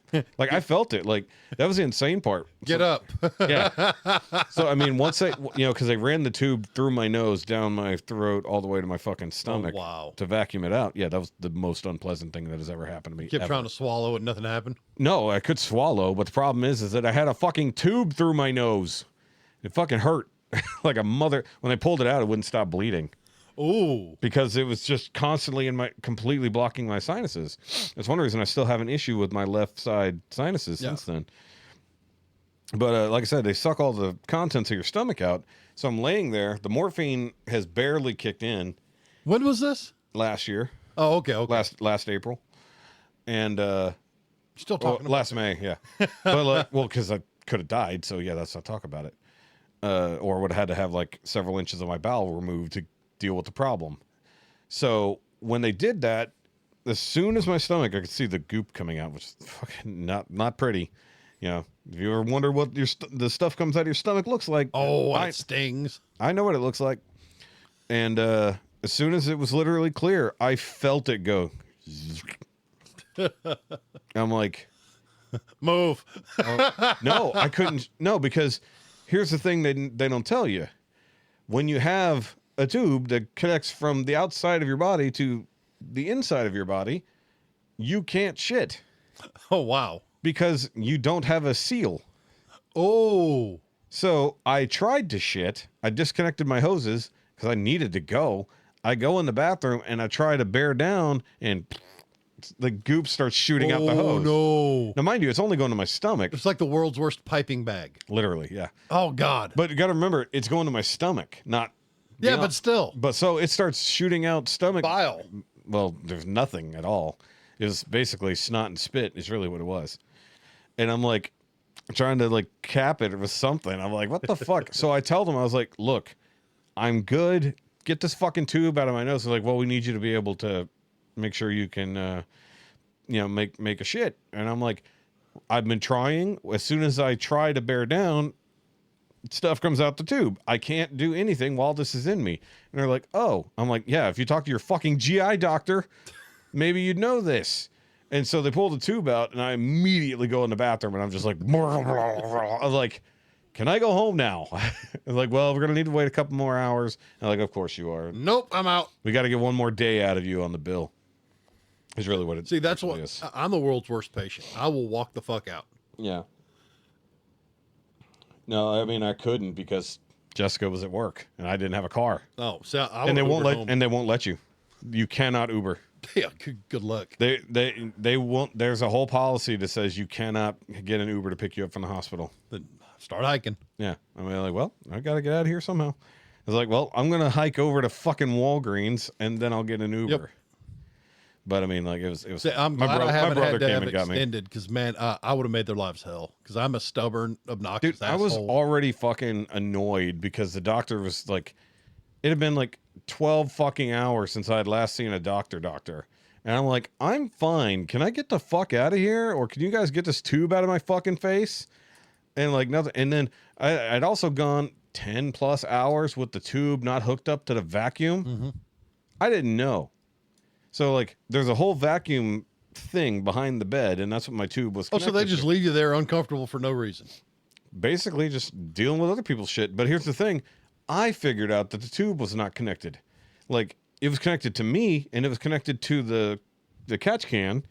The vacuum line from the wall was not connected to the catch can anymore. Somebody had bumped it in shift change or something. Maybe, no, they probably dumped it out is what it was. No, they never dumped it out until I was done because I needed to make sure they had all the contents. So there's a vacuum line that comes from the fucking wall that goes into the thing and then it acts like an oil catch can, right? Sucks everything out of you and the air goes out to the wall. And I feel bad for wherever it goes, but that's not my problem. Mm-hmm. That tube was not connected. So I got up. I think Jessica was with me. She like came to visit me for lunch. And Jessica's with me and I'm like, this thing hasn't been sucking anything out of me. Like I've not seen anything come out of this fucking tube in like 10 hours. Mm-hmm. I was like, I can't be empty. I've been, they let me sip on water. And so I go over there and I'm like, I wonder what this fucking hose is doing. And as soon as I connected it, it was like, I'm like, I was like, these motherfuckers. Yep. And I was like, God damn, man. It's like, and mind you, this is like barely out of COVID times, so there's I still would have documented everything, make them take off everything because they weren't doing anything. And I mean, I had nice enough nurses. I'm literally the world's worst patient. I mean, I had nice nurses for the most part. There was one dude who was cool, and then one lady who was really good at drawing blood, and the other one kind of sucked at it. But I'm just like, can you get this fucking thing out of my hand and let me go? Like, get the tube out of my nose and get the needle out of my hand. I want to get the fuck out of here. Yep. I've pulled them out of myself before. I was not going to, I mean, IV, yes. Tube out of my nose? No, that was not coming out by my own hand. Just real gentle. There was nothing gentle about how they got it out. Really? Because you got to think, it's going down your throat, which is trying to It suck. looked like a face hugger getting pulled off. And it hurt. I bet. I mean, it's a smooth tube and it was lubed when it went in. Not to mention it's covered in everything coming on the way out. I mean, it was basically also covered in snot because, But it's still uncomfortable. I mean, because it was going in and like hooking back down through and down. So, I mean, like I got to pull it this way. So it's got to come up your throat and then out. That hurt so bad. Fuck that. I never want to do that again. That's one reason why I deal with it. When I can feel myself getting backed up, I'm like, give me the fucking laxatives. I'm not dealing with this shit. I'm not going to the fucking hospital again for this, considering how much it cost me. And if the next time it happens, they're probably going to want to do surgery instead of just going with the simple fact and be like, okay, remove this chunk of bowel, because I tell you that's the problem. But also, that's how I discovered that's a UV light. Yep. That's how I discovered that when they did the x-rays, that there was permanent scar tissue from my surgery as a child that has my intestine spiderwebbed and fused to the inside of my abdomen. So it literally looks like alien goop, like this. That's how my intestine is splattered to the inside of my abdomen. It's not supposed to be that way. No. But that's why I have problems now at the age of 40. So if they could do like, if there was a way for them to go in laparoscopically and just like laser that shit off so it'll move like it's supposed to, maybe I could heal properly. It's not their fault. I was surgery when I was a baby, I don't know how we got on this subject technically. I don't know. You rambled. I think it was time. Post Thanksgiving poops is how we got here. You rabbit holed like a mother. Well, I mean, it's a big deal, because we talked about it from Ozempic. The idea of people do that to themselves on purpose. You just grabbed the wheel, pulled it 2 turns to the right, and just held on. Look, dude, we circled around eventually. We're back. I'm very. Look, I watched Jessica suffer taking this stuff, and I don't see a positive side effect. I don't either. And like, yes, she has lost weight, but she did it like she stopped taking the Ozempic for like 3 weeks, and just didn't eat when she was bored. watched what she ate, drank a fuckload of water, and was double timing it up the stairs. Yeah. Lo and behold, she lost lost weight. 5 fucking pounds not being on Ozempic. Amy's back in the gym. Yeah, That's good. great. If I could get Jessica in the gym, if I could get me in the gym, I'm going to start with me. How about Start me? with you, yeah. Like, I will tell you though. Well, you've got a workout center here, don't you? Yeah. Yeah. Whether or not I can get in it is the real As thing. do I. But yeah, you do too. Yeah. I wonder if your key fob would open my door here because it's all the same shit. We could try it. That'd be funny if it did. Because problem is, my main excuse for not going in the gym is I can't get into it because my key fob's in my car. I have to go to my car to get See, my mine fob. lives on my keys. Mine lives in the car because it was pointless to take it out. Because we had to argue with the people there that hey, we need an extra key fob. Hey, this is an 80-something-year-old man. We have to be able to check on him. Yeah, for me, because we both got one, Jessica keeps hers on her keys. Yeah, makes life easy. But she doesn't keep her keys on her at all times. She keeps her ignition key, and then she leaves her keys. Oh, see, I have my whole one. So Yeah. all my vehicles, everything I drive stays on one key ring. That wasn't supposed to happen. No, because I did that for mine, but I actually started noticing that my main key for my car started to give way under the weight a little bit. Yeah. So I took the key fob off, and it's just hanging from my rearview mirror with my chopped key tag. You know, because I have that now from the Mighty Car Mods. There you go. I got another one though, because to keep from confusing whose key fob is who, or for the Kia, I put mine on the new chopped key tag. All right. So that's fun. But she holds onto her key fob for the gate, and then I hold on to mine in my car. But that's my excuse for not going to the gym is I can't get into Well, the you're gym. going to pass your car. Yeah, but I don't bring my keys when I go to the gym. I just go down to the gym. Yeah, true. So, I mean, it'd be nice. I could just tell them, hey, I lost my other key fob. Can I have one? Just get a third one for all it fucking matters. They'll charge you for it. I'm sure you can pay for Probably one. like $20 or something. They're usually 40. I'll talk them down to 20. Yeah. I'll be like, you guys suck. Because we had key fobs we had to use on our old gate opener at the old place. Yeah. That's what ours is. And I'm working on an electric fence to keep the dogs contained at the farm. Yeah. Well, here in the next few months, we're going to have a gate opener, all that stuff. Oh, fun. Yep. And a keypad and all that. Make sure you tell. So, my big news. Oh, there's big news. Oh, big. I didn't know there was big We news. had a massive, massive dog fight up at the Really? farm. You did not tell me about this at all. That's what I told. Okay. You said we'd talk about it. Okay. And we're talking about it. Fine. So, a couple days ago, I wake up at 9:30 in the morning after getting off at 6. I don't know why. Something told me, get your ass up, go outside now. I did. Came outside to see Alice on the ground on her back. She's the big black Catahoula lab. Yeah. The other 4 dogs piled on top of her and Alice screaming like bloody murder. I bark out once, they all scatter. Alice comes up and they had got into her elbow. Uh-huh. You know, the joint below the shoulder. That's where elbows are. So bad, it had torn the meniscal sac. Really? And, you know, where all the fluid's stored in the joint. And Yeah. you could see bone sticking out through the wound. Jesus. Lola and What the hell Bandit. happened? Lola and Bandit had, Lola's an American Bulldog female. Uh-huh. Bandit's an American Staffordshire. They both had blood on their faces. Even little Nixie had some blood on her. What the fuck? Upon separating them, sending Amy and Al off with Alice to an emergency vet $5,000 later. Jesus. Well, they had to repair the meniscal sac and then stitch everything up Yeah. before they could do anything. Hopefully, maybe put some blood back in her. Well, they said I caught it quick enough Yeah. that I was out there. She wasn't injured long. Yeah. Once again, those instincts that I always listen to them. They have saved my ass so many times. I always listen to that little voice.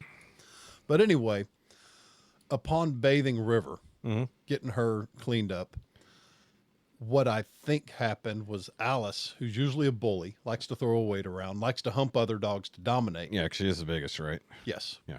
She was, we have no cameras, we have no proof, but in my amateur canine CSI findings, Sure. Canine scene investigation. I think River, Canine Investigation Squad, yes. I think River was getting humped and dominated by Alice. Okay. River then turns around to snarl or snap. Alice then bites down directly on top of her neck, which was turned Okay. to bite her. She catches that square. Yeah. The bite marks are solid square on the neck. Okay. Not at an angle, not, vertically. Yeah. They're square left and right. Okay. So she was bit when her head was turned. Okay. I find 4 tooth marks Yeah. that lightly punctured the skin on River. Yeah. I then find a torn lip, and then another lip was pulled so bad a healing wound under her chin split wide open. So she got a hold of her face. Yeah. I think because of the blood on them and what happened, Lola, who we've never seen act aggressive ever, Yeah. basically jumped in and attacked Alice Yeah. and shredded her. Yeah. But once again, we don't know. This is all conjecture from my side, trying to piece together what I know of the dogs, how they behave, how their group dynamic is. I think this was a group pack correction Yeah. because Alice and River used to fight all the time, bumping heads, 2 dominant females, one way bigger than the other. And little River just whooped that ass every single time. More energy. And faster, Yeah. accustomed to fighting. Yeah. Because River's got some boxer in her. No, River has either pit bull or American Staffordshire crossed with border collie. Really? Yeah. I would have considered she had some with her energy. She feels boxer. The border collie energy is up there too. Okay. But anyway, she is nonstop. She fights pigs, coyotes, bandit. Yeah. So she's a good fighter. So now I finally got a security system coming. Yeah. I ordered that yesterday. You're gonna keep them separated for a while.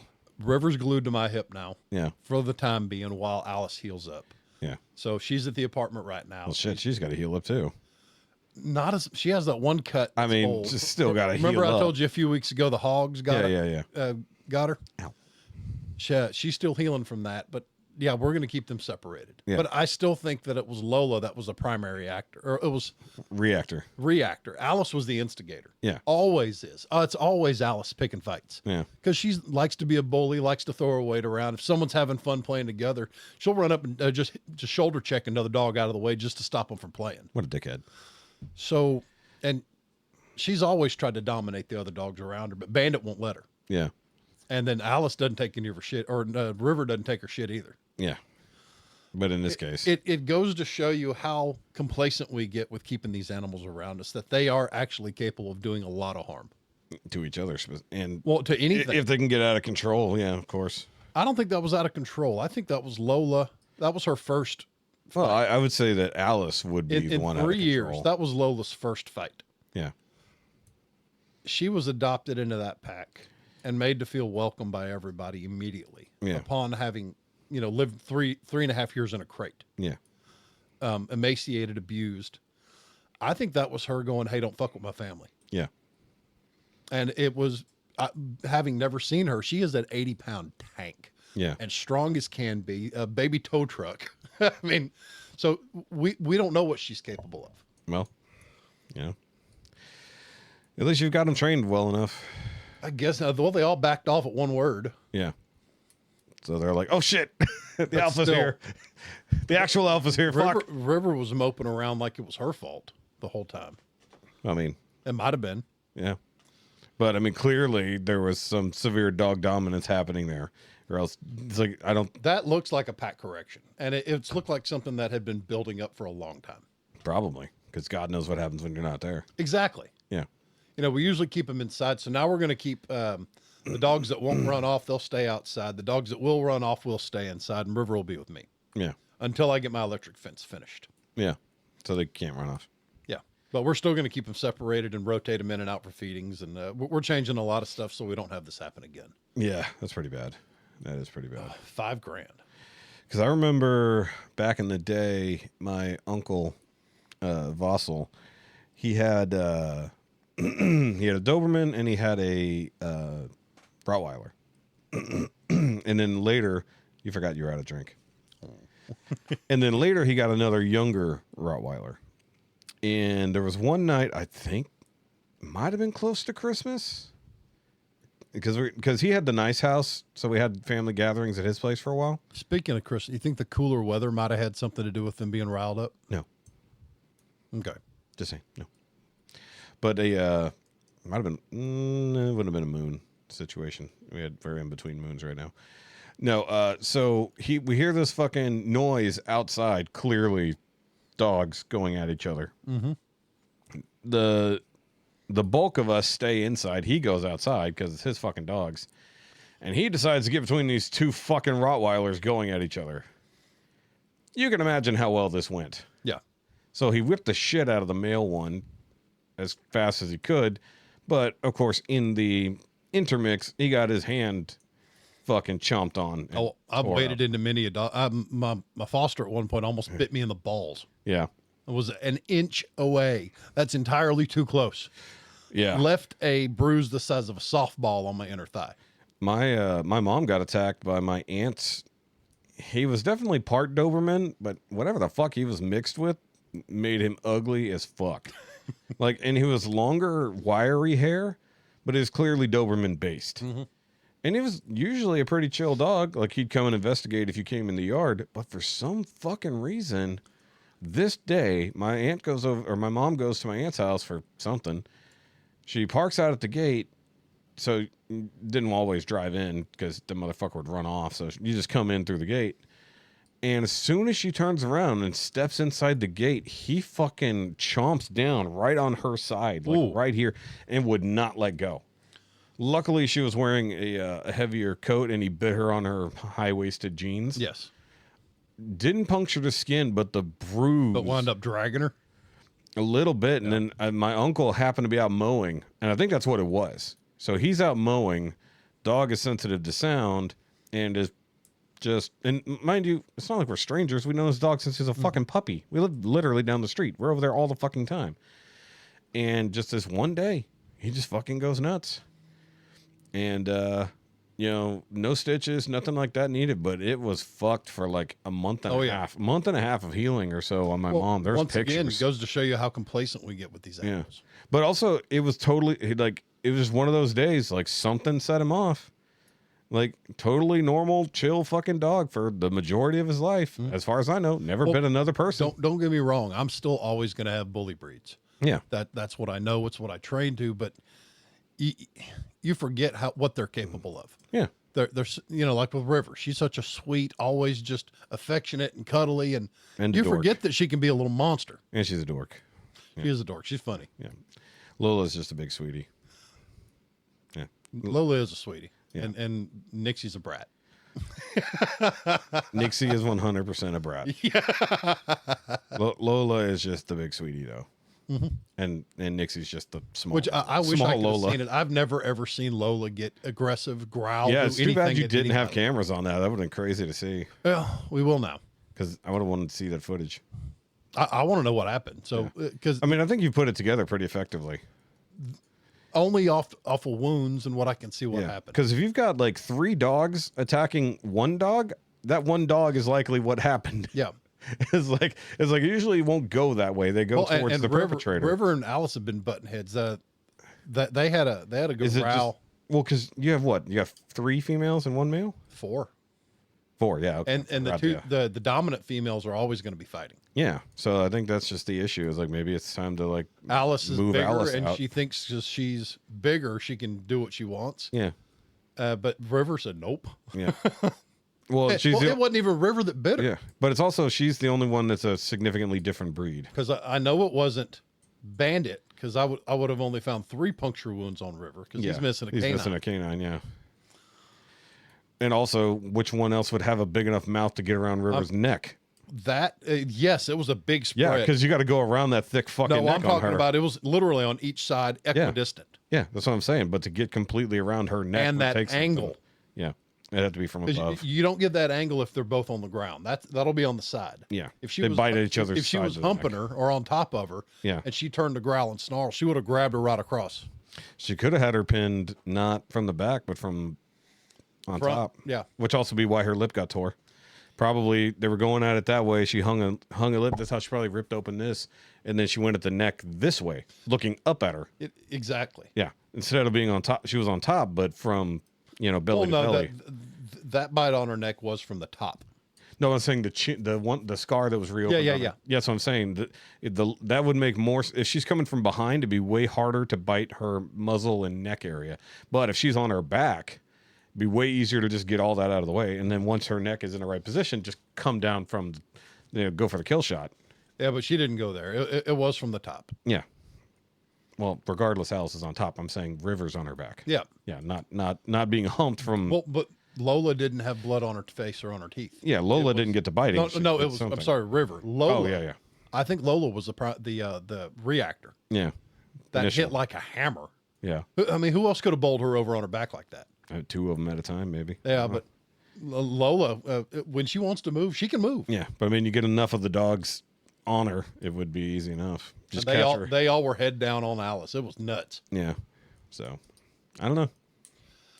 If shit continues, just be mindful. Yeah. If you've got more than one dog, be mindful of how they're interacting. Be mindful of how their social hierarchy is developing, because you can't control that. They have to. You can guide it and help it a little bit. Yeah. But they're going to establish their own pecking order. Yeah. And a lot of times, if there's a bad actor in the group, the whole group will correct that. Yeah, that's the way it should be. That's what I think that's what this pack happened. mentality. I think that's what happened. And maybe they'll ostracize her. Yeah. Well, for now she's laid up. She can't even move. Yeah, I mean, like, you're ostracizing her as it goes for safety reasons, but like, it might just be where they just have all turned on her at this point. Might end up being you gotta. Well, we're not going to do that. Alice is 8 or 9, so she's got some more years to go. So I'm not saying kill her. I'm saying fucking give her to someone else. No, we're going to figure out how to work around this. Okay. Even if I have to keep River with me. I guess you'll have to pardon her. Speaking of pardons, Yes, that's called a segue. I don't like segues. I fell off one once. I know, but this is one you didn't have. you caused us to fall off this one.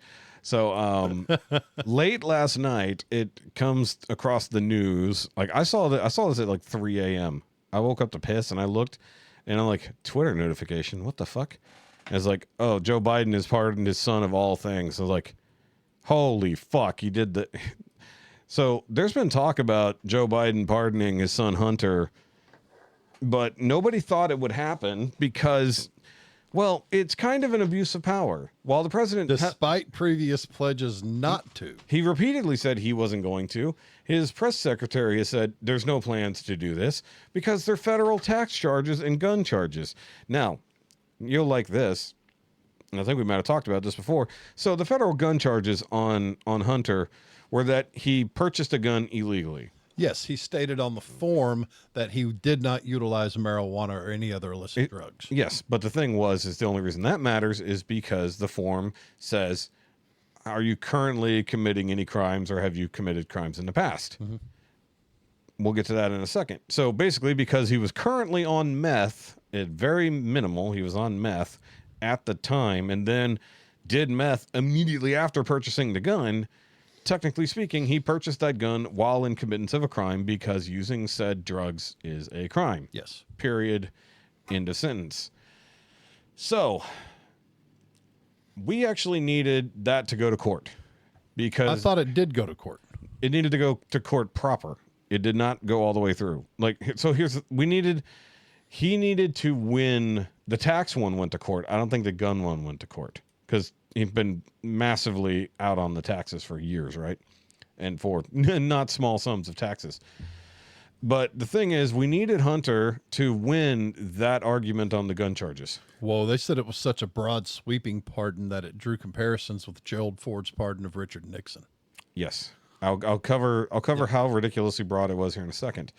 Let me talk about the defense of Hunter here first. He needed to win that gun charge because it's a constitutional crisis. Because that form you fill out to purchase that gun violates your Fifth Amendment rights. Mm-hmm. You have to self-incriminate. It's like if you are committing a crime or you have not been convicted of a crime yet, but you have committed one, on that form, you have to put that you are currently or have committed a crime.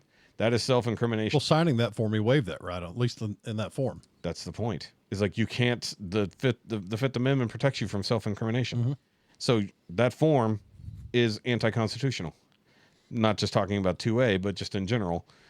So he needed to win that so that we could get rid of that chunk of the form.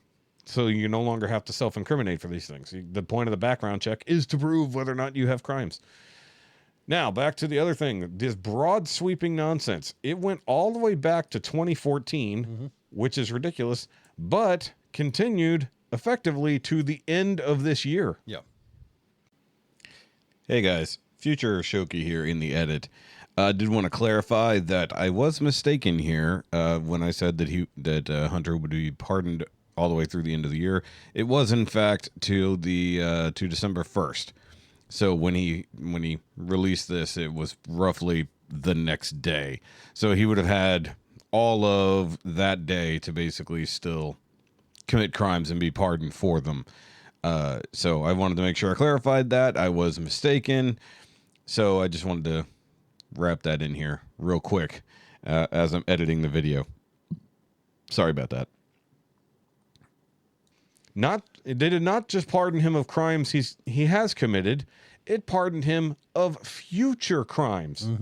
So between now, as of December 2nd, that we're recording this, till the end of this year, Hunter Biden can currently commit any crime, and be pardoned of it. And you know he's going to. He should. They're going to make that money. Dude, if they being the problem here. Well, the big guy and Hunter. Here's the thing. Joe Biden technically can pardon himself. However, I think that when you come into basically I don't know how they would work this. If Joe were to pardon his son and himself for all the crimes they committed between 2012 and when Joe was no longer president, or vice president, I should say, you know, all the Burisma, all the China stuff, all the money laundering that they've tracked through God knows how many different ways. All the withholding of funds and everything. The quid pro quo that they went after Trump for on his impeachment. Here's the thing. I don't know if they could impeach him for pardoning himself. That's a weird problem, but it kind of creates, when you know that people have committed a crime and they are the son of the president, there's an abuse of power there. Yes, there definitely is. I mean, while he does have broad sweeping pardoning ability, it is still, and here's the funny part. We've been watching Lone Survivor or Designated Survivor, and so many of the things that happened on that show are happening now. And it's fucking weird. It's like, oh, this weird plague, and then pharma companies withholding drugs that they could use, and so the president has to force them to do it or affect their stock prices. That's weird. Or the president goes to pardon someone who is a really hardened criminal. However, he's doing it because it's the right thing to do. In this case, not so much. And then they talk about the corruption on both sides and Congress not doing their jobs as Congress, lawmakers being corrupt, and all of a sudden it's like, holy shit, this show was like on top of modern fucking politics. Yeah. Like somebody was in the fucking White House writing this fucking show. This is crazy. And like the recidivism rate of fucking shitheads in the bureaucracy who are just doing all this horrible shit and they just keep coming back no matter what. They're like basically career criminals that work for the government. And then you got the government basically pardoning actual criminals of doing their things. And I still believe that it is bullshit that they will not go after Joe Biden for his fucking illegal documents case. At bare minimum. Right. It's like the case they tried Trump for. We got another month plus to wait. We got way more chaos now. We've got some chaos coming, so we'll see what happens in the next 4 years. Dude, I swear to God, Joe Biden is literally like on his way out, trying to ruin as much as possible before Trump comes in. Of course, letting Ukraine use long. We have local leaders here doing that right now. Yeah, I know. Precinct 3 commissioners. Yeah, Novak. He got voted out. Really? He for the longest time stopped charging individuals at the recycle center, so they wouldn't be have any income for the incumbent coming in. Really? They stopped doing a lot of the stuff they're doing. They put a hiring freeze. They're going to leave whoever takes over completely shorthanded with a massive mess and no funds to do anything with. Damn, I didn't know that. That's crazy.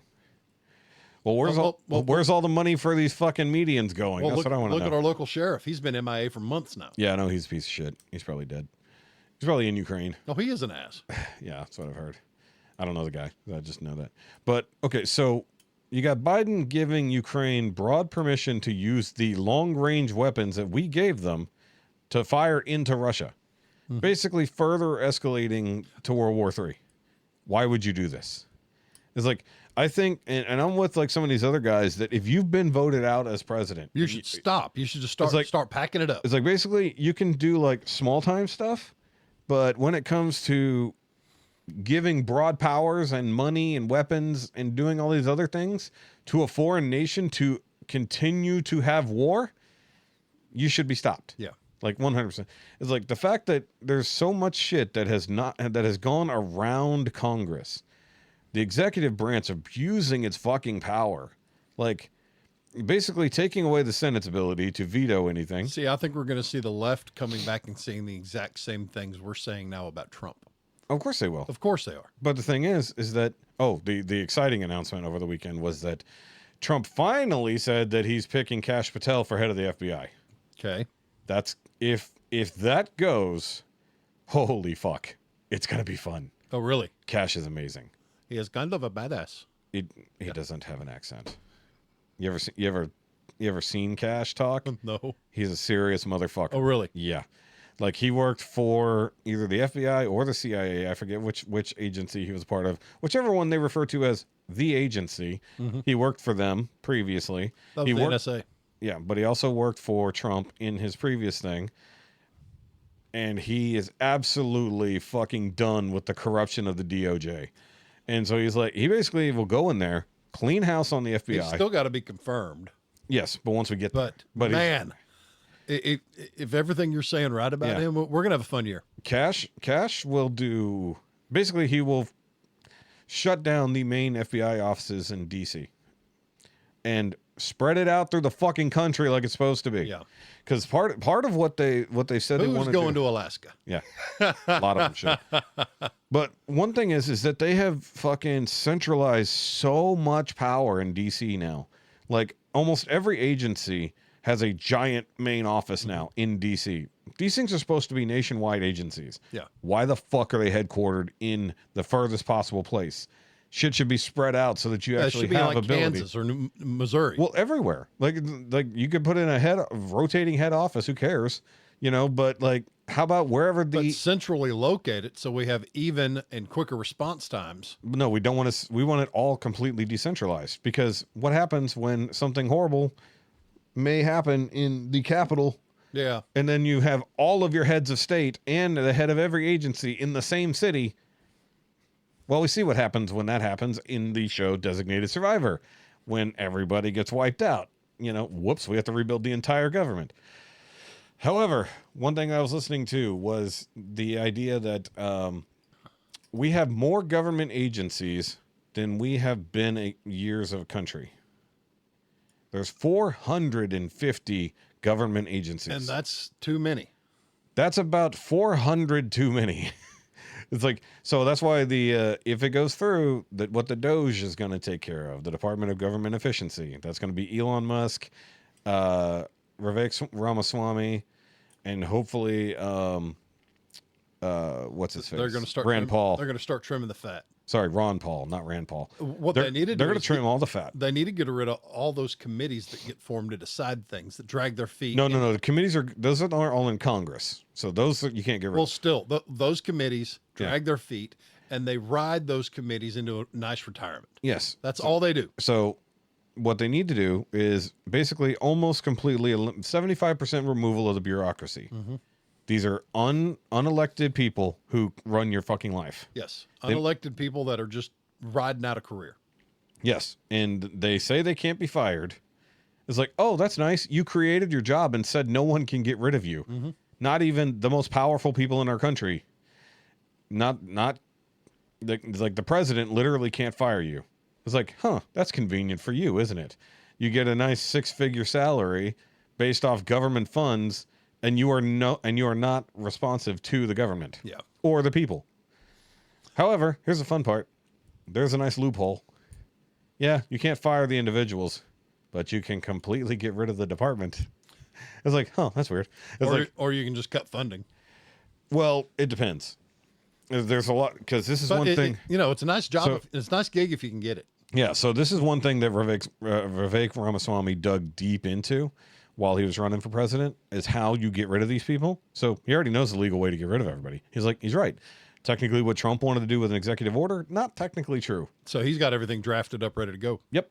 And all they got to do is basically it's gonna be Vivek and Elon doing the Office Space meme. Nice. What would you say you do here? They're gonna be the Bobs. Nice. It's literally what's going to be like. As they're like, bring them in, and this is something that that Elon did whenever he took over Twitter, and he started trimming the fat there. Every single employee in the San Francisco office, because that was the main office, right? They got 5 minutes to come up with their spiel for what they do and why they should still have a job. And if they they- had to come in and talk to Elon directly. And if they do something other than just double speak around everything, Yes. they might stay. Yeah, if you have a real job, like that actually does something. And I think the other part is you have to include, Now, how many of them are going to just go, well, I don't have an answer to that prepared right now? and they're all gone. Yeah. You had time. You I were mean, told. every single time there any committee hearings going on and they're wanting direct answer somebody, they never ever get direct answers. Well, that's legal proceedings. That's, Oh hell no! This is a binary question. It's a yes or a no. Give me one, or you're in contempt. well, that's a whole legal thing. Yeah. That's the unfortunate thing about how we handle things at that point. But we can't do anything about that because that's the way that's supposed to function. The fact that it doesn't function is more of, I get into that constantly. I ask Amy a question that has two answers, and I get a story instead. uh I hate that shit. Yes or no? quit thinking. I can't help it. No, that's that's your other thing. Oh yeah. Stop thinking. Stop thinking you're no good at it. Yes, that was your other thing. But no, that was only when someone screws up. Well, I thought. yeah, I know. But that's what comes down to the yes or no answer. Yeah. Well, I was thinking about that. No, Stop it. No, but yeah, it does sound like we're being very mean to our wives. But what? Yeah. You can't just no. But either way, so basically, if you come down to these people and you go in the first week, it's like, okay, well, your job is going to be on the line now. You have a solid week to come up with what you do, why you should have your job, and tell me why you shouldn't find a new place to live. Mm-hmm. Because there's way too many people who live in D.C. D.C. was never meant to be a place where people live. Yeah. It was just meant to be where Congress happens and all that shit. Like, basically, government was meant to run, and then you go the fuck home elsewhere. It was never meant to be a city with a civilian population. And the civilian population is nothing but bureaucrats and lobbyists who all live around there. The richest counties in America. That are trying to take your guns away, who are protected by guns. Yes, but the richest counties in all of America are within 20 miles of D.C. Mm-hmm. And they're all fucking lobbyists.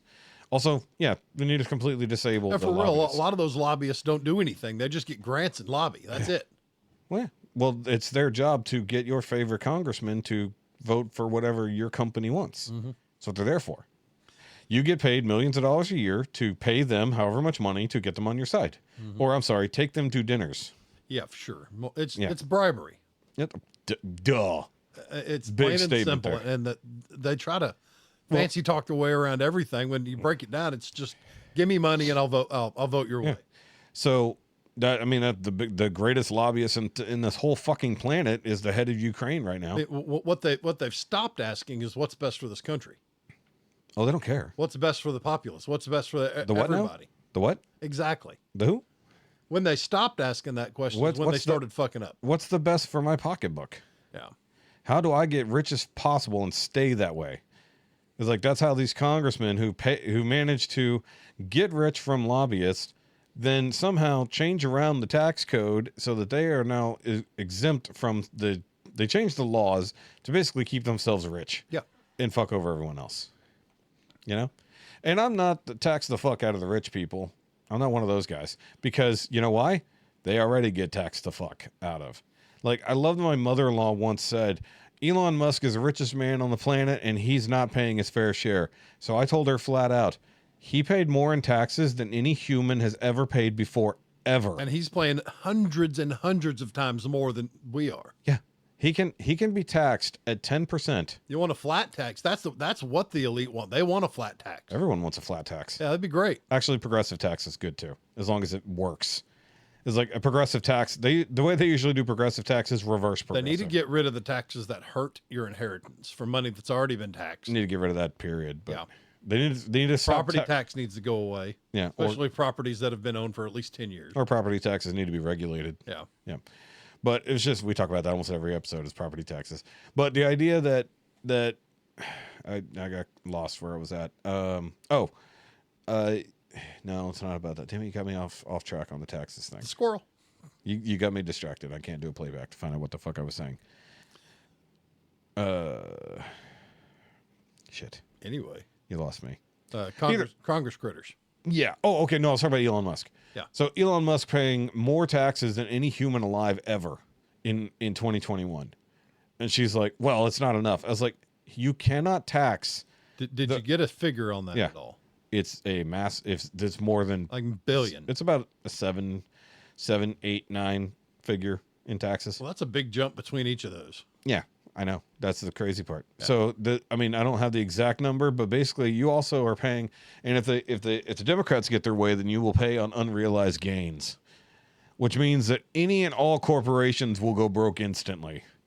Like, because they all work on unrealized gains. It's like, hey, we're going to tax money you haven't made yet. Just the money you might make from your stock or things that you might do. It's like, okay, well, let's go ahead and do the unrealized gains on Congress. It's like, let's base this off of what you made last year, how much money you're potentially going to make this year. I'm looking at Elon Musk spending 41% of, I think, 23.5 billion is what he paid. 41% of that is what he paid in taxes. Yeah. But That's which ridiculous. year? But what year? 2021. Okay, yeah. So how much? 41%? 11 billion. Yeah. That's about $11 billion in taxes. He didn't pay his fair share, Jeff. Of course. No, he didn't. Because he should pay.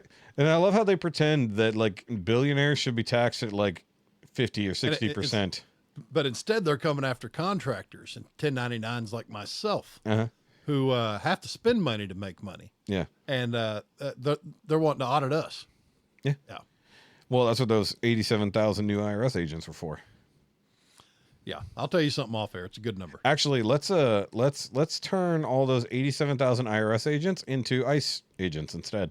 Very good. Yeah, let's just turn them. It's like, hey, by the way, They're not paying taxes either. they're definitely not paying taxes. Now, Jessica and I had a discussion about the immigration problem this past weekend because one of her coworkers is a DACA recipient. You know, so her parents brought her here when she was tiny, you know, and they've lived here all this time. So because she got in on that DACA program, basically what I've gathered is you're not fully a citizen, but you're not fully an illegal alien. And they tax the fuck out of you to continue living here. Mm-hmm. It's up now. It's been increased to $2,500 a year to continue to live in this. I'm kind of cool with that. But here's the thing. A residence fee. Yes. But here's the thing. It has gone up for her. Her parents, on the other hand, while they have jobs, I'm not entirely certain how their taxes function, but they are all concerned with what Trump said. It's like, okay, so here's part of the program. Are you a criminal? No. Would you like to be a U.S. citizen? Yes. Here's the paperwork. Get in line. Yep. You've lived here 25 fucking years. You've been living a job. You've done all this shit. Your child is halfway to a citizenship. It's like, and I know there was an issue in Trump's first term where he was like, okay, we're going to get rid of the DACA program and all that sort of stuff. Good idea. But if you get rid of the program, you have to make all of the DACA recipients go ahead and make them full citizens. Mm-hmm. You know, make them pass the test like everybody else would, and then their parents at least give them the opportunity. Yeah. To become full citizens. Yeah. Not granted, hey, we're going to give you this chance. Actually, you got to put in the work. Better yet, because of the situation, put them to the head of the line. But still, they have to put in the work to do it. It's I know, not, it's but not, I'm saying not just a not a grant, not amnesty. No, Yeah. Don't give them amnesty like Joe Biden said he would do, which I still think he will do. I still think on his way out, January 19th, Joe Biden will sign executive amnesty to all illegal aliens. You watch. He will do it. And that's going to be a mess. And then Congress needs to be like, nope, we're impeaching you today. It's like, draw up the impeachment paperwork now. I'm sure it's already going to be drawn up and ready to go. By the way, you can impeach after they're out of office. I don't know if anybody ever realizes this. You can do that. Either way. So I think what they should do, all criminals, like proper criminals, not just because they came over the border illegally. I understand that. I get that argument. I make that argument. If they came here and they're doing no wrong other than just trying to live life off the grid to a degree, cool. Give them the option. Either you go through the program, which we will put government funds towards making sure the program works. Yeah, tax them. Let them be as miserable as the rest of us citizens. Yeah, but here's and look at it this way: if a DACA recipient has to pay $2,500 a year to stay here legally, then do the same thing for all of these illegals who came here and have never paid taxes. Yep. Tax them for being here until they have, or even back taxes on it. That's what I said the other week. Is like, so basically, if they have a tax rate, but because they were here illegally, we can prove you've been here since 99, whatever. Okay, cool. This is what you owe to stay here. Start paying on it. Exactly. Now, and if you don't, you're out. It's like basically like, look, you haven't paid taxes. You've benefited from our system. You've been a drain on our system. We're going to have you pay into it. hundreds of thousands of dollars back to Mexico. Yeah, if they do remittance. Yeah, because if you bring your whole family, you're not paying remittance to anybody. But that's why they usually send an anchor being, and then that person sends money back. Yeah, just draining our systems. So basically, if you want that, like if you want to do like an accelerated citizenship for them, cool. But they still got to do the work. Exactly. The work is important. Yeah. And then tax the fuck out of them. Because if they're not willing to do the work, they don't want to be here that bad. Yeah. And if depending on what they've done since they've been here, if they've made use of any of our social systems, they no longer have access to it. Mm-hmm. Period. If you were here illegally and you were a drain on our social systems, and I'm not talking about like health insurance and shit like that, let them have that. But like anything else, nope. You have zero access to social systems after that because that's part of your criminal. You can still be a person that lives here. And hell, right now they're worried about housing people. Send them all to Detroit.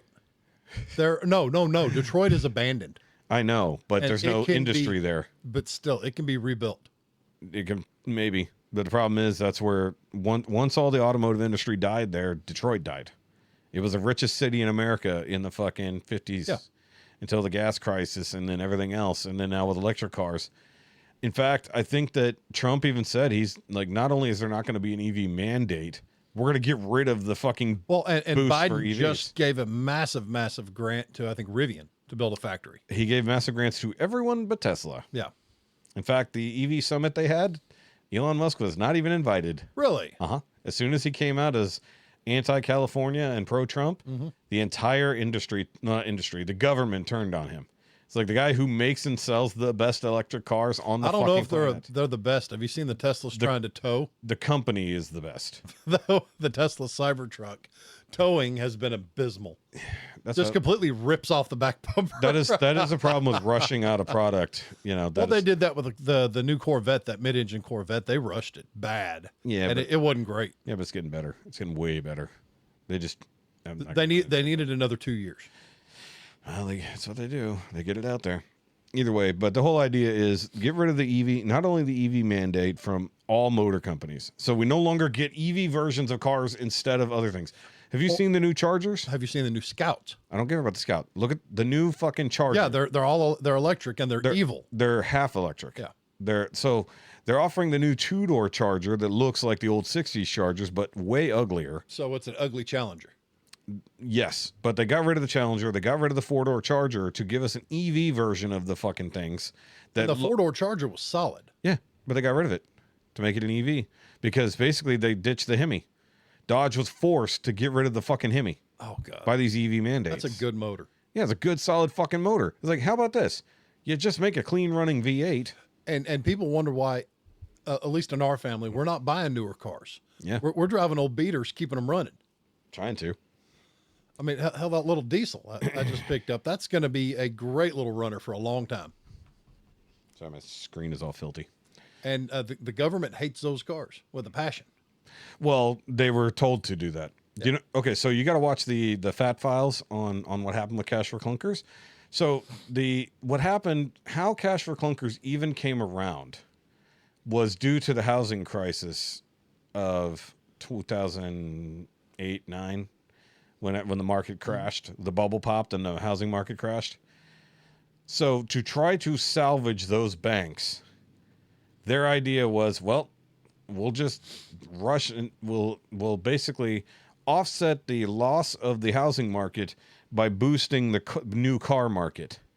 And the only way to do that was to convince people to destroy their old cars. Yep.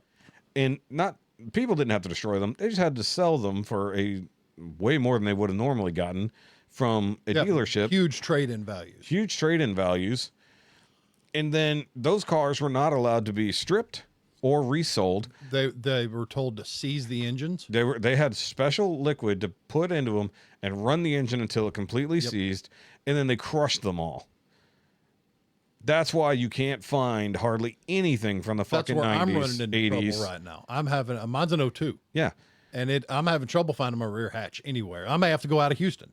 We had a rear car to begin with. Road trip. Yeah. But it's just that's what happened to all those really cool trucks and cars from that era. Cash for Clunkers destroyed it all. And not on top of that, they destroyed the fucking car market. Because it didn't save that either. Yeah. That also became a fucking bubble that popped. Because people had to get their fucking cars repoed because they couldn't afford those either. Yeah, now you're looking at $120,000 pickup trucks. Yeah. Because that's how they offset this nonsense. Insane. Like, even our fucking Kia, while used and low mileage, is still fairly new, was way more expensive than it should have fucking been. And we're going to be paying on it for 6 fucking years. And I'm still mad about it. Do what I did with the van. If you can, up that payment at all. We always do, but the point is that with both of y'all paying on that, y'all should be I able can't. It has to come out of her. Really? Because I cover every other bill. I mean, it does suck that she's got to make the car note and the rent. See, and that's what we were thinking when I was thinking the van was having issues. I was going to have to get rid of it. Yeah. I was looking into getting another car. It's like, man, I don't want to afford that right now. No, Right now, having a car payment is fucking stupid. right now we're comfortable, and I put aside every week for repairs. I got a small account that is only for vehicle repairs. Yeah. So that builds up, and when something goes wrong, bam, let's get it fixed. Yeah. Well, I put aside money regardless, and usually goes to my credit card. And if I don't have a credit card note, it goes to whatever the fuck I feel like putting it at. You know, I'm putting away, I think, something like $800, $900 a month now. Nice. I think, because it goes away so fast I never see it. But what I'm doing now, because I'm only a few hundred away from paying off my credit card, and then I'm paying off the previous interest balance next week, I guess, whatever that is. And then I got a few things coming in December that I'm going on the credit card. Thank God I did that already because I'm worried about money this month. Depending on my work situation, we'll talk off air because I won't talk about that here. But I'm also cashing out some of my investments, even though everything was going through the roof, like just to make sure I've got a fucking cushion for the end of the year. Oh, that's been my extra job checks right now. Those go directly into what I call my project account. Yeah, and that's my buffer. Yeah, that's easily, a couple $100 every week goes into that, and I never touch it until it's time to buy parts or something's wrong or I need emergency. Yeah, so I've got a bunch of my investments are on they're staked for double interest. Mm-hmm. So I've already unstaked one, which is going to take 25 fucking days. So I'm gonna hope that that's available. Here's money. Merry Christmas. Someday. Well, like I said, I mean, I'm going to have a good check coming to me at some point for my leftover holidays I didn't use. So going to get a nice, probably next week if I had to guess, because now we're past Thanksgiving. So my you get bonuses. I get more work. It's not a bonus. It's days I didn't use. I don't think I've ever got a bonus. Yeah. Well, I never from any company. I've never got a bonus either. This is my vacation days I didn't use. They said so we they got a bonus when I was hot shotting. But then the next year, everybody went electronic logging. Yeah, that was a mandate. And instead of a bonus that year, we all got tablets. Yep, to keep track of your shit. Sorry, I was checking. That was an Amazon warning. Speaking of, as we're talking about spending money, right? But yeah, I'm looking at that. I'm like, do I have to fucking cash out more shit just to keep afloat this month? I might. I mean, like, we still got money sitting in the bank. On Jessica's side, I don't want to put everything on her, but she's sitting there talking about Christmas. It's like, I told her flat out, it's like, I don't know what Christmas is going to look like this year. I have no idea. It's was like, because right now we're off book. I'm just like, we have a normal playbook for what happens at this time of year. This year, it's completely off book. I have no idea what the fuck is going to happen. See, when cash worries start to happen, I tend to freeze everything. Yeah. And I stay at the farm, and I work on things at the farm. Yeah. Well, that's when my shop gets really clean. Yeah. Because I don't want to spend money. I make sure I stay home and don't. Yeah. So it's kind of the... Well, my biggest issue is, and I thought about it today because I had a chiropractor appointment this morning, is my chiropractor. Because they've got me on this long-term fucking setup, and I pay them money every fucking month. And it's not a small amount. So I was going to tell them, be like, hey, do not take that payment out this month. I'm going to pause services, and we'll restart in February or something. Because I was like, if it comes down to it, I should say. It's like, look, I'm not going to come in. We're not going to do anything. You're just going to pause payment, and we're going to restart here in a couple months because I'm not going to be able to afford this shit. You know? And like, I like my chiropractor, but if it comes down to it and I need to save money, that's the first thing fucking gone. I don't care. It's like, I'm not that precious about it. I'd be like, hey, I cannot afford y'all anymore. Mm-hmm. It's like, things have changed. I can't keep coming here. See, I go to the I'm out. chiropractor in New Waverly, and I go, he has me on a as-needed schedule right now. I wish mine was, even if I was as needed, they would still charge me the same amount. We did 3 or 4 weeks in a row. Yeah. And the fourth week, he's like, dude, you're solid. You're good. Yeah. Come back when you're hurting. Yeah. That's it. So that's how I'm on a like once or twice a month right now, but I pay the same amount regardless. Like I pay the same amount whether or not I'm going 3 times a week or if I'm going 3 times. Oh, really? Ever. Like, so they run the cost over like, so I was on like a 3-month service plan. So like it's a whole bunch of stuff stacked together at the first time and then spread it out as it goes. And then another thing crops up and they're like, okay, well, we're out of those 3 months. Now we're in a maintenance end of it. So you're going to come in only, every other 2 weeks or so. But the fact that the cost is the same is what's fucking nuts. I'm just like, why? It's like, if there's just a fucking cash pay that I can just fucking do when I want to come in here, not have to get on this service plan for the next fucking 2 years. It's like, why am I financing work that may not do anything for me? See, my chiropractor had a payment, kind of a bundle. Well, that's kind of what this is. You pay for, it's a reduced price for 3 sessions. Yeah. And I pay that off the bat and don't touch it until I need it. Yeah. He has everything on file. Yeah. And if my back's twisted up, hurting like hell, I just go in, don't even think about it. Yeah. And he's like, okay, you got 2 more. Yeah. And when that 3rd one's up, bam, Yeah, again. you have like a tab, effectively. It's pretty nice. So, but what this is, and maybe it technically is functioning that way. I don't know if I'm paying ahead or paying behind. You know what I mean? I don't know if I'm paying for the month before or if I'm paying for the month coming. That's what I don't know where my payment technically goes. But it's the cost itself is like, okay, but like, holy fuck. It's like, now I'm locked into this shit or what? It's like, because I do have to tell them if I'm going to cancel whatever. It's like, because obviously if I'm not getting any service, I'm not paying any service, But if it comes down to it, I'll be like, hey, I'm going to need to switch to just as needed and get rid of this plan because I can't afford it if it comes down to it. That's what happened before. And I just said, hey, I'm going to stop. I'm not coming in. Mm-hmm. It's like, that's just going to be it. I'm good. Bye. See you whenever, But it's just like, I thought about it. And it's like, that's one of the only bills that I can absolutely sacrifice. Everything else is kind of everything we use. Electricity, car insurance, phone bill. I already trimmed down all the streaming services. And you got to get to where you just don't go out and do anything. You just stay at home. I already don't go out and do things for the most part. Shit, we haven't gone out in a couple of weeks. Yeah, me either. But it's like that we had money then. But now with this realization of just what happened last week, I'm just like, okay, I have no idea what happened. What are we catching up on? No. It's like, okay, all of this is going away and we're going to have to do this the hard way. Yeah. Like, I mean, I'm at that point. I mean, I already cut off 3 streaming services. Wow. If I have to cut out more, I will. Well, I have 3 that I can't cut out because the old man uses them. I know. Well, the old man can pay for them. Well, and I don't pay rent, so I'll pay that. Oh, that old man. That's fair. But in this case, it's just like, I almost don't worry about money. I got him twisted up the other day. You know how sometimes he does the stupid things we've talked about and inadvertently lets Bandit run off. Uh-huh. Well, he did it again. I got home that morning, put a hot collar on him, turned it on, made sure it was good to go. Yeah. He turns it off, turns them out. Why did you turn it off? Because he didn't bother to learn how the new collars worked. He hit a button and hoped for the best. So, internet was down for like 24 hours. Yeah. And without the internet, there is no television. There's no nothing. streaming. Yeah. There's absolutely nothing. Well, good. You can watch a dog. And he drove my wife insane. I bet. Well, that's like my dad during the hurricane when they had no power and they're just doing. Well, I mean, they had enough power to run the TV and whatnot. So like, but when it went out and he didn't have anything to do, he went fucking nuts. But my dad's old and senile now. But well, not senile. It's, Well, Al's getting there. but what was I gonna say?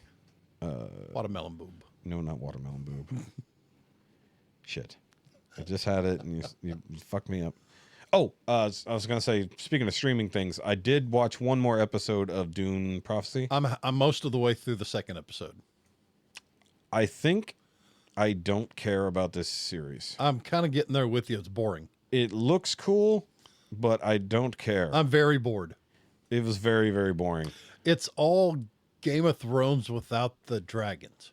Well, I mean, yeah. Well, we have a guy who was eaten by a sandworm and given superpowers. Yeah. Okay. It may get better. I'm going to stick with it because I have nothing else, but I'm very bored right now. My worry is that this show is going to end up much like Star Wars The Acolyte, because it's kind of like that in a way. As I'm looking at it from the outside, like comparisons can be drawn. Now, I won't mind seeing more creepy Vinny Jesuit voice controlling thing. That was kind of cool. Well, you haven't finished the episode. No, I haven't. Yeah. Give me a minute. Just wait. I watched that one. I was about to start the third one by accident. I was having so much trouble focusing. Dude, about 3:30 or 4 o'clock in the morning, I couldn't focus for nothing. I was so tired. I was watching it at 11 and I was fucking bored out of my mind. But that was after, all 3 alien movies and Yeah, you were roasted off content. Yeah. I was just going through my normal morning and I was like, I'm just like, I'm not drawn in by this. It's like it's fine, but it's not gripping me. Like the penguin got my attention. And I think that the shocking death at the end of the first one was supposed to get everybody to pay attention. right. And now that we kind of have an answer to that in this episode, It was a stupid answer. It didn't tell me what was used or how it was done. It was just that it was done by this person. yeah. Well, he told you what happened. It's just he doesn't understand how it works either. It's kind of the problem. It's like, well, how do you have superpowers? I don't know, but they work. What would you like me to do with them? Yeah. So I don't know. I don't know if it's even worth it. Cause I'll watch the third episode. If I have time after you leave, I might not. Might have to watch it tomorrow. I'm going to catch up on both of them tonight And I'm just like, because I got nothing going. I'm going to just sit. do you know how I know this episode didn't have much substance? They had to have a whole fucking sex scene with tits out and everything just to hold attention. I was like, hey, I did pay attention to that. And I didn't listen to what they were talking about. Ooh, booby. Literally boobs. I'm just like, and they're doing some type of drugs. It's like, I feel like the Dune universe doesn't matter if you're not focused around what's happening on Arrakis specifically. It's like, I get that this is all building to the Bene Gesserit. It's like, basically everything is happening to... I just hope it doesn't end up like Lost and just a shit ending. I mean... It's kind of where it has to end, though. It's gonna... Well, here's the thing. Is the only way this show ends is that the Bene Gesserit get everything they want. That's the only way the show ends. Because that's how the universe goes. Right. This is the problem with the prequel. You know where this goes. It's like, okay, this dude has sick powers, and he, like I put it last week, is an anti-Bene Gesserit somehow. But we're building into the lore and seeing other houses and seeing all these other things, and oh, there's intrigue. But it's like, okay, but where's this gonna go? You know? Mm-hmm. It's like, we know how Dune gets to where Dune is. So we know the Bene Gesserit must win this. Right? Well, of course, they have to get their way. They have to do their plan. So that's why their plan is going to work. Because of their plan, that's why the Harkonnens and the Atreides were placed as they were. This show would have been better served not 10,000 years ago, but 80 years ago. Yeah. I mean, it would have been better leading up to Paul Atreides' birth, not when the Bene Gesserit figure out how to come to power as they are. I think that's the whole point. It's why. It's the setup for the everything. But I don't know if anybody cares. What I wanted to see was the Butlerian Jihad and how I would have much rather seen that. maybe more. that'll come later. That's something I can get behind. And What do you mean later? That was before. No, as another prequel. I know, but that seems dumb. Now, to keep going back and then back and then back is dumber than just starting back and then working your way forward. That would have made way more sense. Right. That's like if Star Wars were to make a series that I went think back a lot before, of it is never for the mind. fans that aren't super fans, aren't into the lore. It eases them into the new stuff. I don't think Dune has fans that are like that. I think you either love everything about Dune or you don't care about Dune at all. Right. I mean, I'm kind of casual, but I saw the one from the 2000s. I was interested enough to at least watch part of the stuff in the back. I'm interested in the science and everything else like that. I'm not going to listen to the books, and I like the new movies. I'm about as casual as it gets while actually enjoying the thing. But a true, complete, and utter noob and casual is not going to give a shit about any of this. They probably won't. So that's the problem. It's like, you got to make a series that's for everyone, but satisfies the nerds. And this is where Star Wars fucked up when they made The Acolyte. Because The Acolyte is a prequel to the prequels. So they're trying to satisfy the nerds and not the general populace. No, they're worried about the general populace, but they're going to try to keep the fucking nerds happy by giving them Good enough. luck. You've already seen me. Yeah. Happy not. But here's the thing. If there's no canon part of the story that went into depth on any of this, then they can just make it up. That's what they're doing. Yeah. So if you just know point A and point C, but at no point was point B I'm discussed. going to give Scott a talking to, my best friend. He's into it more than I have. He's read a lot of the back books, and he'll be able to tell me if there's any lore regarding what we're seeing now in Prophecy. So I need to watch more breakdown videos of it because, especially with heavy spoilers, Paul will go deep into a lot of the actual book. Like as he was talking about Dune 2 and stuff like that, he's got to have the books and anything else there to help reference it. And then Lord of the Rings, he's doing the same thing there. I'd probably enjoy those. Send me a link next time you look at it. Just look up heavy spoilers on YouTube. He's really good.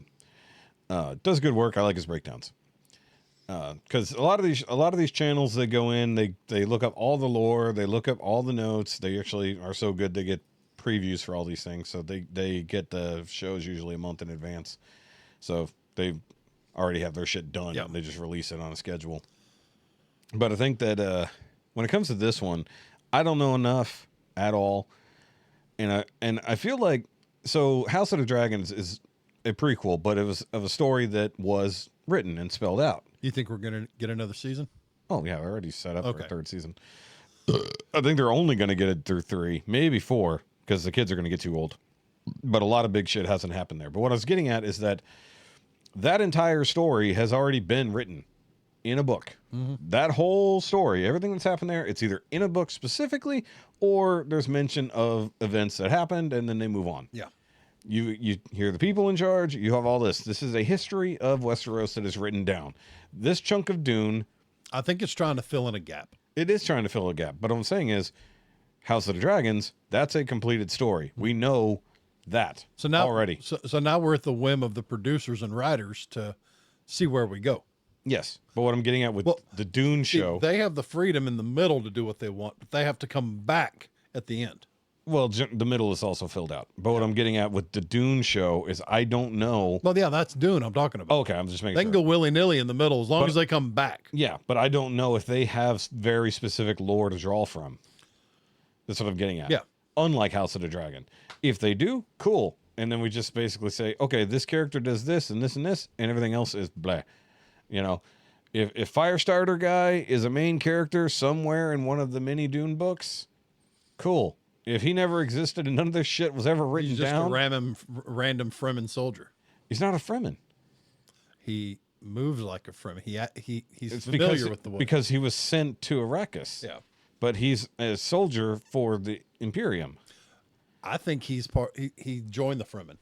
I don't know if he joined them. I think, well, the thing that we know is he was sent to Arrakis. He was there on behalf of whoever the current steward of Arrakis is. I don't know who that is. which family he's working for, but we see the video, which I completely had no reference for because I was not paying attention in episode 1, that you see him get eaten by a fucking sandworm. Yeah, he's got the thumpers out and he's sitting there just waiting. Yeah. So I guess he was trying to commit suicide because there's no way he knew what was going to happen. And then he somehow comes out of a fucking sandworm. His eye is all wonky and he's got superpowers. Sure. Or But where the fuck was that set up? Like, it's like, oh, so it's like, is this guy like a pre-Moadib? What the fuck is his point? Freaking scat of Shai Hulud. Well, the question is, how did he get out? We don't know. Like, it for me is like when you have a central character to follow, like Paul Atreides, and you see all the shit that happens around him, you see all the players around him. Cool. What character are we supposed to follow in this story right now? The mother. I think they're still trying to figure themselves out. Because I think it's supposed to be the mother, the Reverend Mother, The or Bene whatever. Gesserit. Yeah. Jesuits. Well, I think it's supposed to be. What's her name? Arlia. See, I haven't even paid that much attention. The fucking head one that Yeah. that started the story. The Hakkinen. Yeah. So it's got to be her story, but she does not feel like the central character. The princess feels like more of a central character. I think she's just loud and naked. I mean, to me, I think the issue is like we've had this giant cast of characters thrown at us, and we're supposed to care about all of them equally. Yeah. That's not how stories are told. There are bad guys and there are little shit. Like Joffrey. Yeah. Little shit from the start. Yeah. But the thing I have is, never cheered louder than when he got poisoned. Yes, but Joffrey was not a central protagonist that we're supposed to follow. At that point, when he died, we're supposed to care about Sansa. Yeah. Yeah, we don't give. No, he was the primary antagonist at that point. Yeah, I'm sorry, I said protagonist. But what I'm getting at is like, He died and we were like, yay! yeah. But in this show, we've been introduced to Arlia, whatever her fucking name is, the Harkonnen head witch bitch. She's, I guess, the main character. She's Mother Superior now. Mother Superior. Yeah. So we know the story is kind of about her because we saw her backstory. Third episode is supposed to be more of her backstory about how she came into it all after or before coming to the witchhood, I guess. And then, because there's a giant gap of time from the fucking opening scenes to where the main story starts. It's like, so now we have backstory within this backstory. It's going to be convoluted and confusing, and we're probably going to abandon it halfway through. Maybe. I mean, like, it is a nice looking show. And it is. Visually, it's nice. Yeah, because it matches the movies. The movies were fucking gorgeous. Yeah. But I feel like, unless we don't have a central character to latch onto, because, okay, the prophecy is that they're supposed to be wiped out by some foreign thing, born of blood and born of spice. Mm-hmm. Okay, well, who the fuck is that? Because that could clearly be Paul Atreides way in the future. Could also be a sister. But it could be anyone at any point in the next 10,000 fucking years. I mean, born of blood and spice, that could have been Aaliyah of the knife. Maybe. But it says someone who's born twice. Yeah. One of blood, or once in blood and once in spice. Oh, okay. Is the prophecy. You haven't gotten that part in the episode. But the point is like, so we have these like you mentioned before, you have the split in the Bene Gesserit. You had the kinds who were they didn't want to interfere with anything. They just wanted to stay there and do their thing, just be. Then you had the people that were for the eugenics program. And manipulating everyone. Yeah. And so you already had a divide there. And now we clearly have a divide that still exists within the show. But it's like, are they the protagonists? Because we know ultimately they're not good people. Are we supposed to root for the Emperor? Are we supposed to root for the fire starter guy? Pyro? We'll just call him Pyro? Yeah. Are we supposed to root for Pyro? Who the fuck is the good guy that we're supposed to be following? And I get that all protagonists aren't good guys, but who the fuck is supposed to be the protagonist of the show? Because I'm 2 episodes deep and I don't know if I care. I'm going to give it episode 3, and if episode 3 doesn't give me something to give a shit about, I'm done. Yeah. 3 in, 3 out. If you get 3 episodes deep in something, Yeah, if you can't grab a hold of you and keep your interest after 3, I think you're right. That's a good formula. If you get within 3 of the end, you have to finish. That's the rules. Yeah. 3 in, 3 out. So it's just like, I don't know if it matters. That's the problem. It's like, because I have a story I know I have to care about and we're waiting on. I would have actually been fine with them giving us a spin-off Dune series for shit that's going on between the movies. Yep. I was like, that would have been fine. Like, hey, let's go see some other shit that's happening on Arrakis. Or let's get a fucking Fade story. A Fade Roth or a Thufir Howitt? Yeah, something. You know, give me something. I don't care. That Thufir, his old weapons instructor, his adventures. Talking about Gurney? Yeah, I'm sorry, Gurney Halleck. Yeah, it's like you're just making up names now. His time with the Fremen. Or, well, just when he got wasn't lost. with the Fremen, he was with the Scavengers. Yeah, yeah. I mean, that would be great, except you have to have what's-his-face on fucking TV money for a while. But it's like, you give us entirely new characters that have nothing to do, ultimately, with the story we're getting later. And the outcome of this has already been determined. So why the fuck am I supposed to care about anything that happens? That's like a whole series about the banquet on the Titanic. No, it's actually a whole series about the cooks. And then how the captain comes down and tells them what menu they're going to be changing up. Oh, hey, and by the way, there's an issue with the fucking ovens because they're not running right because something wrong with the fucking motors down Pretty there. much. So let's go follow the fucking coal shovelers for an episode. Mind you, this is still an episode about what Jeremy's eating on the Titanic on that one fateful night. Which fucking person are we supposed to give a fuck about? Oh, yeah, that's right, the boat. Yep, Wait, it's what? all over the place. We're supposed to worry about the boat. What we're worried about is the fate of the universe. Yeah. So it might be, the fate of the fucking universe is still 10,000 years away. And then we still have 10,000 years after that for shit to actually truly go somewhere. Well, when Paul Atreides actually becomes a sandworm. Not Paul does, his fucking great. Yeah, one of those anyways. It's like Leto the Eighth or becomes something. Shai-Hulud himself. Yeah. Yeah, he merges with the sandworms and he becomes the fucking worm god. Yeah. For like 15,000 years until they rise up against him or something like that. Yeah, that's more interesting than whatever the fuck this is. It's like, but we're still 10 movies away from that if we even go there. You know, and somehow Zendaya will still be a part of it. Somehow, yeah. Somehow Zendaya survived. We're gonna all be old as hell, and Zendaya's still stuck in Dune. Stop looking 14. She's 50 and still looks 14. It's like, look, okay, maybe that's great genetics, but it's also problematic as hell. It's like, look old, damn it. Then she gets old. She looks like a white hair. Well, you know, I think there's enough in her genetics. She's going to be one of those people who looks young until she no longer does. Right. There's not going to be an in-between. Then she'll be the crone. Literally. Immediately. Yeah, go immediately from young to old in one fell swoop. Mm-hmm. It's like I talk about with Asian people. They stay young until they're like 90. That comedian on Kill Tony that we like, the one that looks 12. Oh, yeah. Nathan, is it Peter or something? Nope, you got it wrong in all cases there. It's Who is it?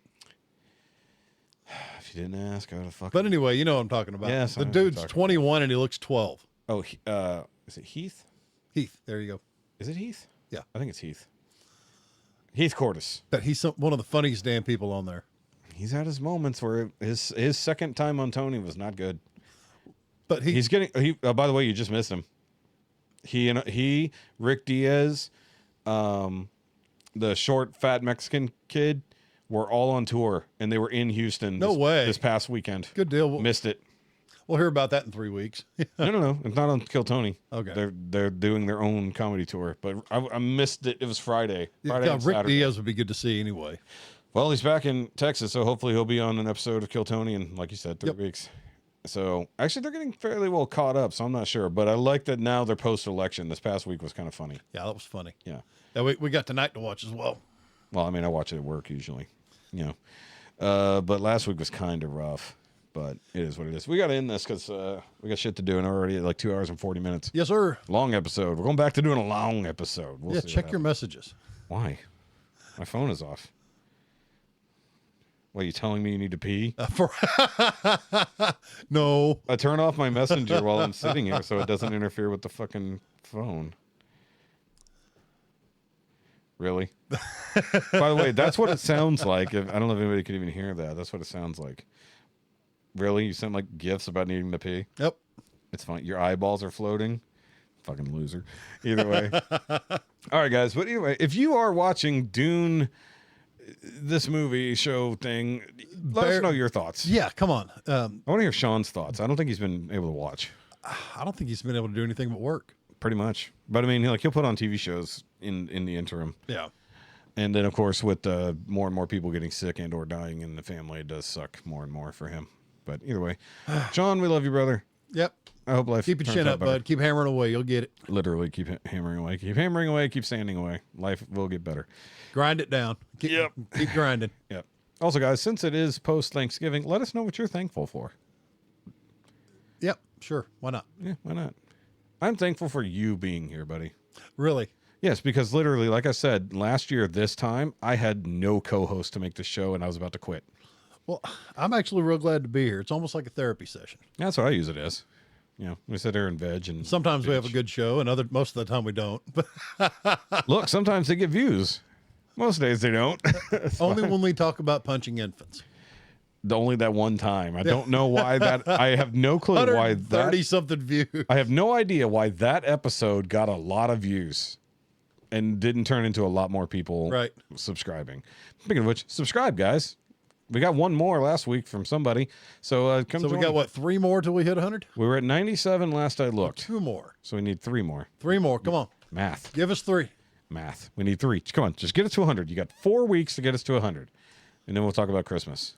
Right. Yeah. So we will take a break at the end of the year.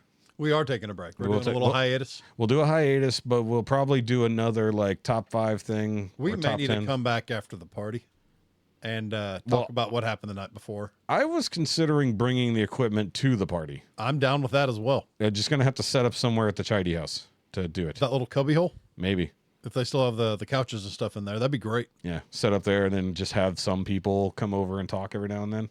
Might get interesting. Just have like 10 different conversations with different people. Pull it out about 11. Well, here's the other thing. At least Because being a night off, I'm kind of letting loose. Yeah.